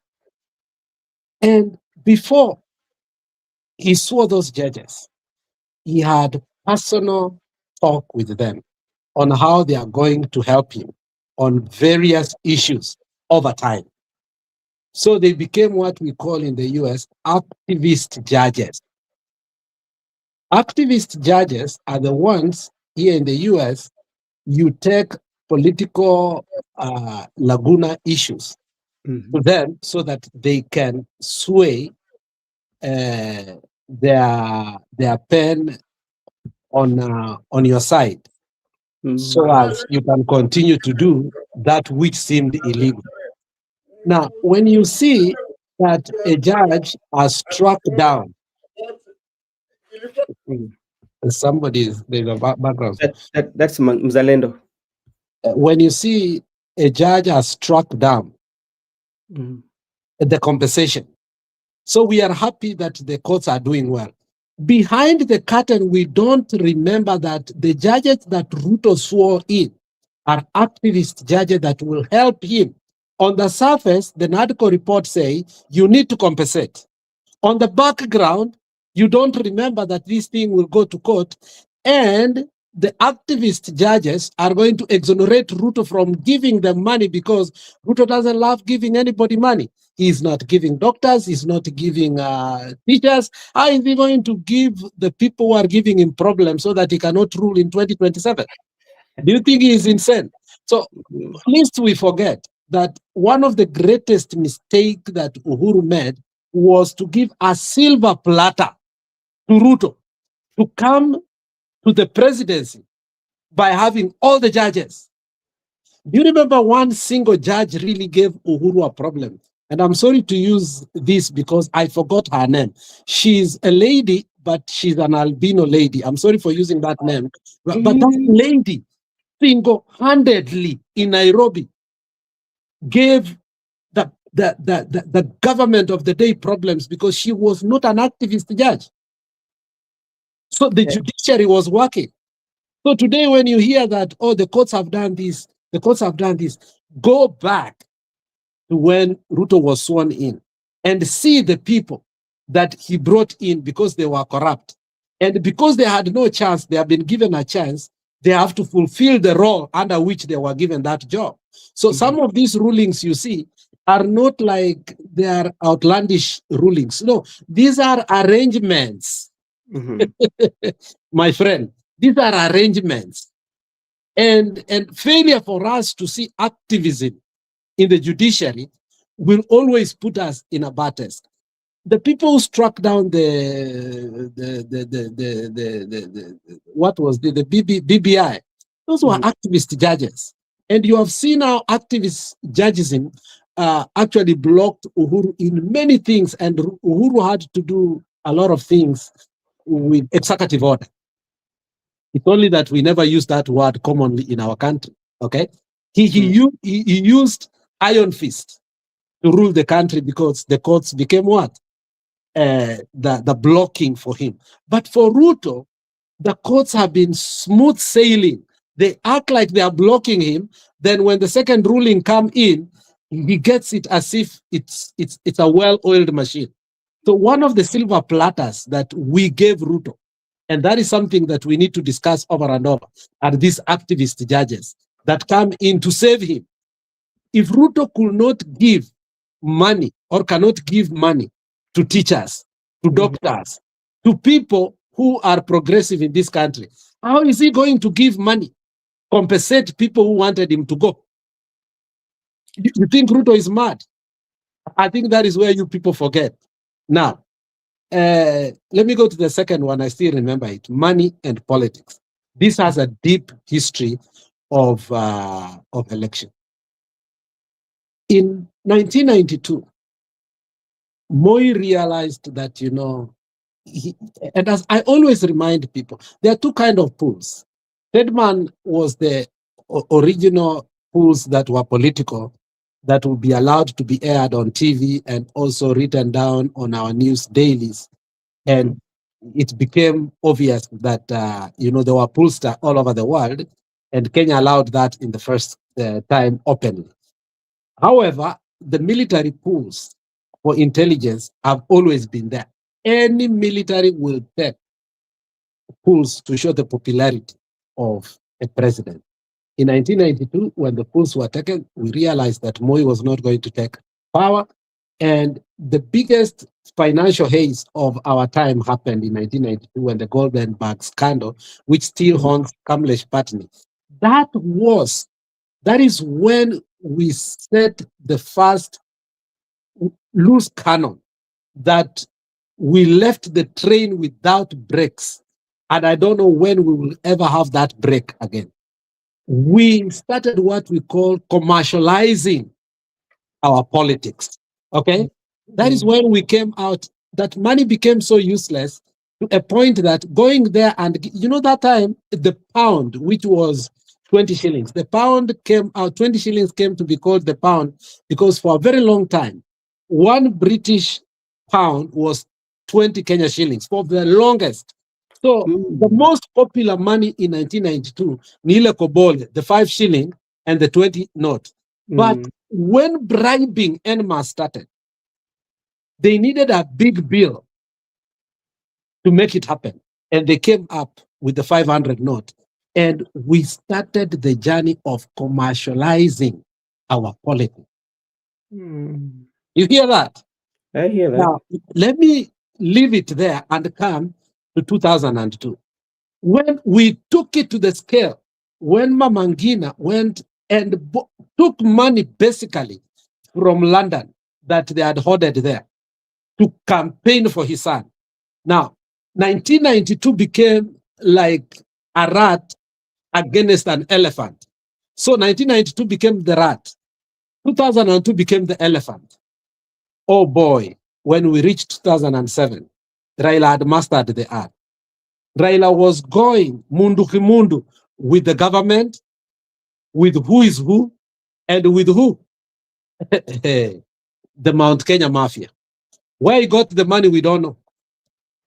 But after Chungwa and Banana, there is no country in Africa that can reach the high stakes of how we campaign. I've been lucky to be in some, the logistics in some of this campaign. One campaign, one rally, if you don't know Mr. Benson, is worth a lot of money because the choppers have to go, and in that chopper, some choppers will have actually to take Baba's car that he trusts. So there are choppers that will transport cars. There are choppers that will transport the carpet and the podium. There are choppers that will transport these people. In one rally, let's say that Baba is coming to Kisii and he's going to have one in Suneka, one in Keroka, one in Nyamira, one in Nyamagwa. He will traverse 4 areas. The logistics of having every one rally is about 2 million. So for him to be in 5 rallies in Kisii, that is 10 million. What am I trying to tell you? We have commercialized and it has become part and parcel of our politics. If you remember a couple of years ago, if you are a good student of politics in this country, McCain came up with what we call finance campaign bill. Because also in this country, there was so much hype, advertisement, okay? And so on, so on and so forth. It had ballooned beyond. And Dodge and McCain and the senator for which those East Coast came up with the finance campaign whereby they said 2,000 maximum, because it had come to a point, ideas and ideologies and what used to be the blueprints of campaigning had been superseded by lobbyists and what? And money. And money. Okay. Now, Kenya has gone even further than that. You see that? I see. And that is why I wanted to tell Mr. Mzalendo, you know, when you look at Matiang'i as an individual and when he decides to run on Jubilee, he's a man who has been a minister for internal security. He has a grip of what happens. He told us how Wash is to come out and invade and pollute and forever take the politics of Kenya. So when he's positioning himself to run for presidency, he's not looking at the votes of only. He's looking who is going to bankroll the campaign. So when he goes to Jubilee, he understands he has a better chance of a goodwill of money. So some people are looking at petty things, but when it comes to campaigning, they start saying it's expensive, they don't have money. But then when the money factor comes in, they don't want Matiang'i to go where money is, whereby he can campaign. But they want, let him form his own party. His own party he can form, but who's going to campaign, who's going to bankroll it? Okay? So that begs the question, because Ruto already has the resources. You get that? So money and politics is not the only problem, that it's a global phenomenon. In fact, I was reading a paper which was mind-blowing on how the lobbyists in Japan do their politics. And I was shocked, like, while we do political science, politics in Kenya, the Tiger Asian economies do what we call mechanical engineering politics, whereby they know, you see, when I don't know if you have ever seen Mr. Benson, some weird thing, wakati wanataka kujenga gorofa in Kenya, watakuja waweke mabati round, alafu kutakuwa na kitu like a post outside where there is a gate, where they will say the contractor, what NEMA did, so on and so forth, and there will be a picture of exactly what the structure is going to be when it's finished. So when they are starting to build that thing, first of all, mabati inawekwa, you don't see what is going on. Then you start seeing that building mushroom. Finally, when it will be finished, you look at that building where there was mabati, you never saw anything, with the picture that was drawn before that structure, then you wonder, wow, this is what they said it's going to be. And finally, it has become. So the Tiger Asian economies, that is the kind of politics they play, called mechanical engineering politics. Now, the problem with the political science politics, it is what Mbadi told us once when he went to a certain funeral in Suba. I think that was one of the most consequential speeches of Mbadi in politics, when he said, we cannot keep on playing the politics of rhetorics or populism. I don't know if you remember that statement. We cannot keep on playing the politics of populism, okay? Where we win, but we are not declared, okay? And he went further to convince his people. Kumbe he had already been chosen as a minister for finance. We were just waiting.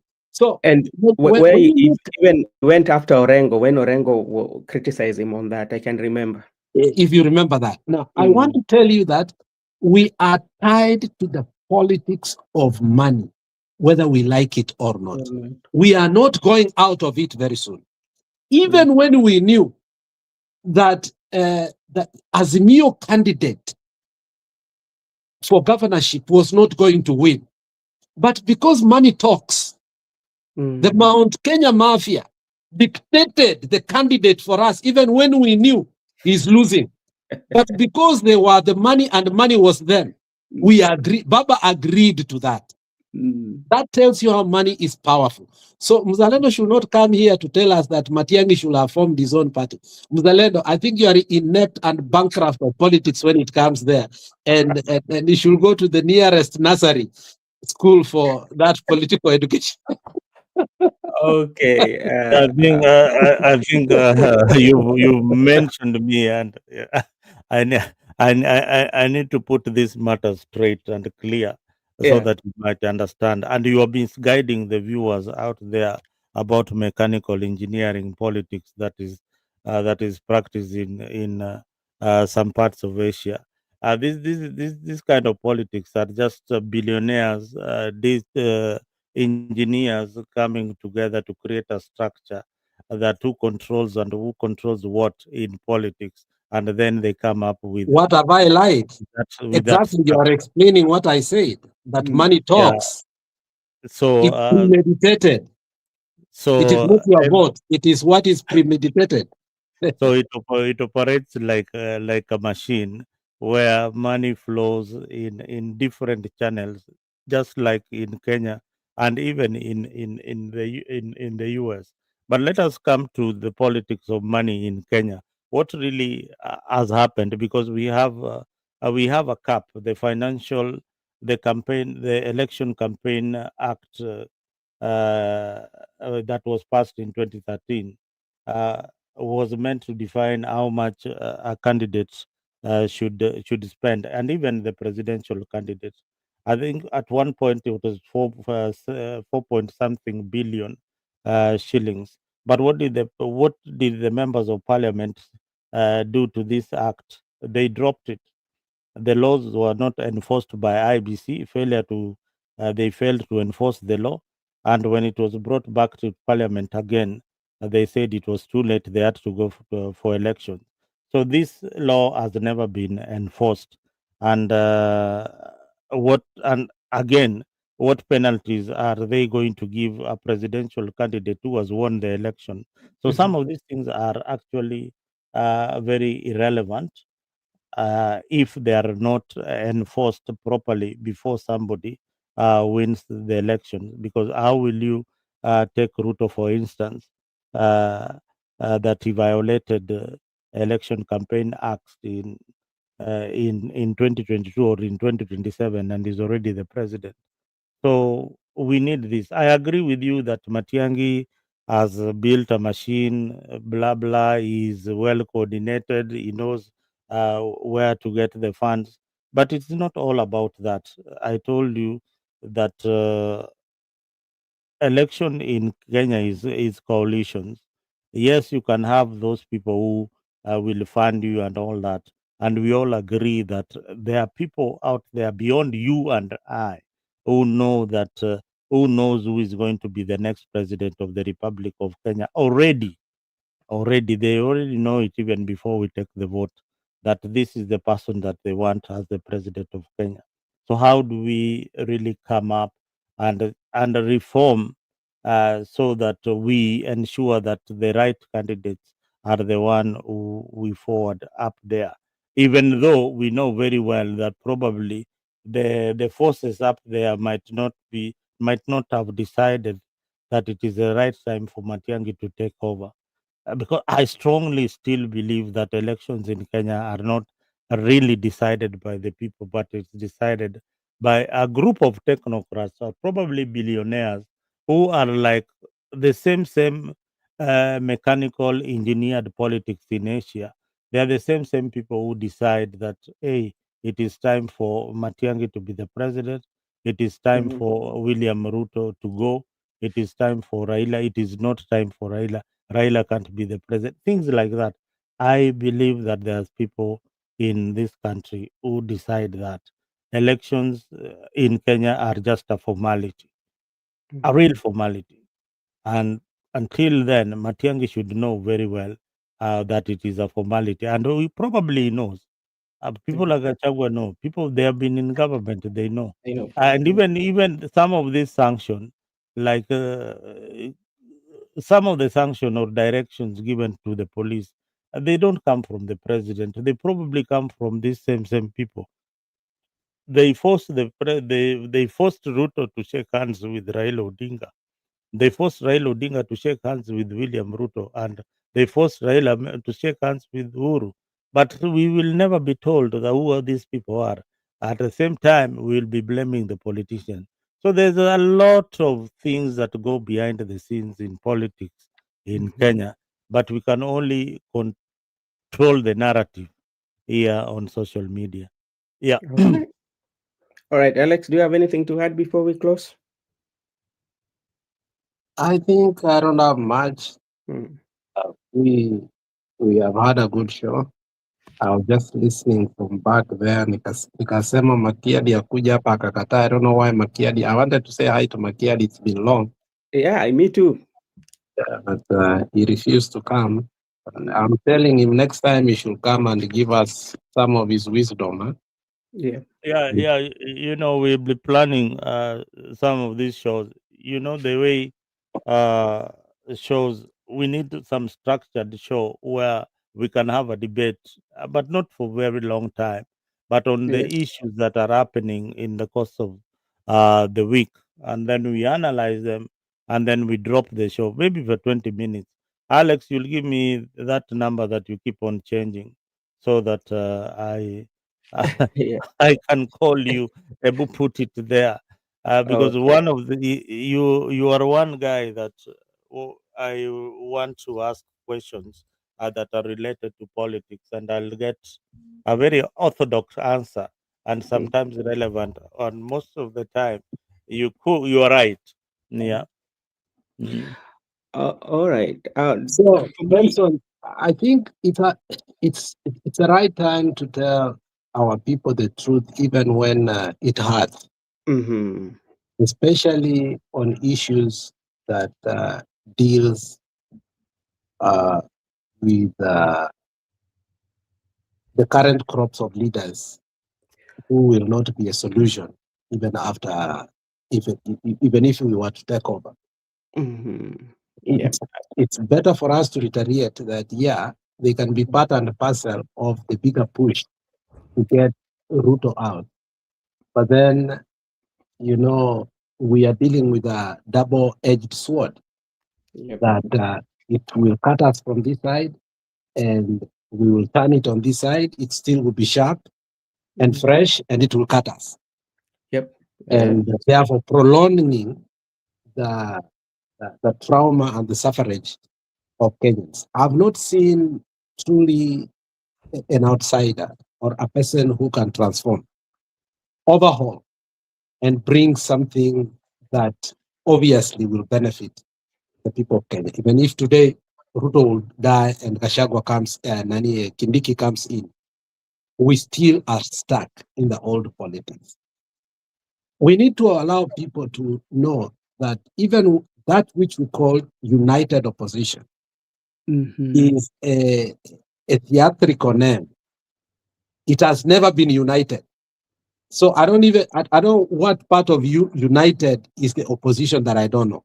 When we went to this by-election, you saw we could not even agree in Malava for a very long time. It was the last minute that DCP had to yield for what? DAP. That's not unity. even DNA, the Okay. one which is headed by Barack Muluka. Exactly. So I think it's a high time for us to call a spade as we come to these spaces. We may think that we are not making sense or progress, but I think eventually we will somehow through the grace of God. Okay. Defending the status quo, it's like, replicating abnormality with insanity. So we want to take the insanity and then replace it with abnormality. I don't think at any point, even if we were to win and take office, if we still have Gachagua as a stakeholder in the coalition, it will be a game changer. That's the truth. Okay? And it's a bitter truth. Catastrophic. So even if we were to go with it, let us go with it knowing that we just changed personalities. We have not voted for change of any nature. Okay? We must reiterate that. And once we do that, I think people will start having alternatives, and maybe we'll have substantial elected people who are independent, and that will help in the future. But otherwise, currently, the way we are, I think both uh, coalitions has no structural or visionary sense of direction that will get us from the current quandary that we have had. Moi said, Kanu will rule until uh, God comes. And Kingdom come. Mhm. true to it, Kibaki was in Kanu, Uhuru was in Kanu, Ruto was in Kanu. So I'm only fearing that another Kanu will take. I mean, look when Moi got out until today, who was not in Kanu? His prophecy, we must cut it short. Okay? And the only way to cut it short is to say, Kashagwa was in Kanu. All right. Anyway, I like that, Ben, brother Ben. My closing remarks is that the future of this country will not be shaped by very loud politicians like Gashagwa or the richest campaign by a political candidate. The way my brother Alex was saying. Uh, or the most powerful tribe in Kenya, be it the Kikuyu or the Luo, it will be shaped by a generation, just like his last statement, a generation of people who refuse to be bought and divided in tribal lines or be silenced or gagged. These people must be very straightforward. Uh, on what they want, and they must not accept handouts. Our politics must mature beyond handouts. Elections should not be about distributing money or distributing motorbikes, distributing equipment, things like that. They must be about policy, create a sustainable environment for jobs, security, and uplifting our people, and building strong institutions like the judiciary, ESC, uh, the security docket, that is the police, and the parliament. Those are the institutions that can safeguard the people of Kenya for us to have a good country. Now, again, we are in the right direction. We don't waste time here. Real power in Kenya is not in this political coalition. It is in the unity of the people of Kenya. And I hope that one day we will have a politician who is able to unite us beyond tribe, beyond Kikuyu, beyond Kisii, beyond Luo, beyond these big ethnic tribes, because I fear that the smaller tribes will be swallowed by these big ethnic blocks. When people speak tribes, then they kill the aspiration of these smaller tribes. So one day we are going to get there. But viewers at home, thank you for being with us today. I am Zalendo kama kawaida. If you have not subscribed on Afrique 24, you know where to find me on Afrique 24. Just go there, Tafuta Afrique, subscribe, and you join the shows. We have these shows that come on the weekend with Brother Ben Media here. And here we just analyze politics the way it is without being biased, and also praise where we need to praise. If the government is doing something good, we will talk about it. Like my friend Mburu, who was in Nairobi just the other day, I was telling me Ruto amejenga kujenga. Then I'm telling him, this is the same guy you were fighting the other day. Yeah, hey, Bwana Mzalendo, if you go to Nairobi today, that guy has built. So what are the opposition doing? Will they be fighting the buildings that Ruto has built? No. They have to change their strategy, they have to change their messaging.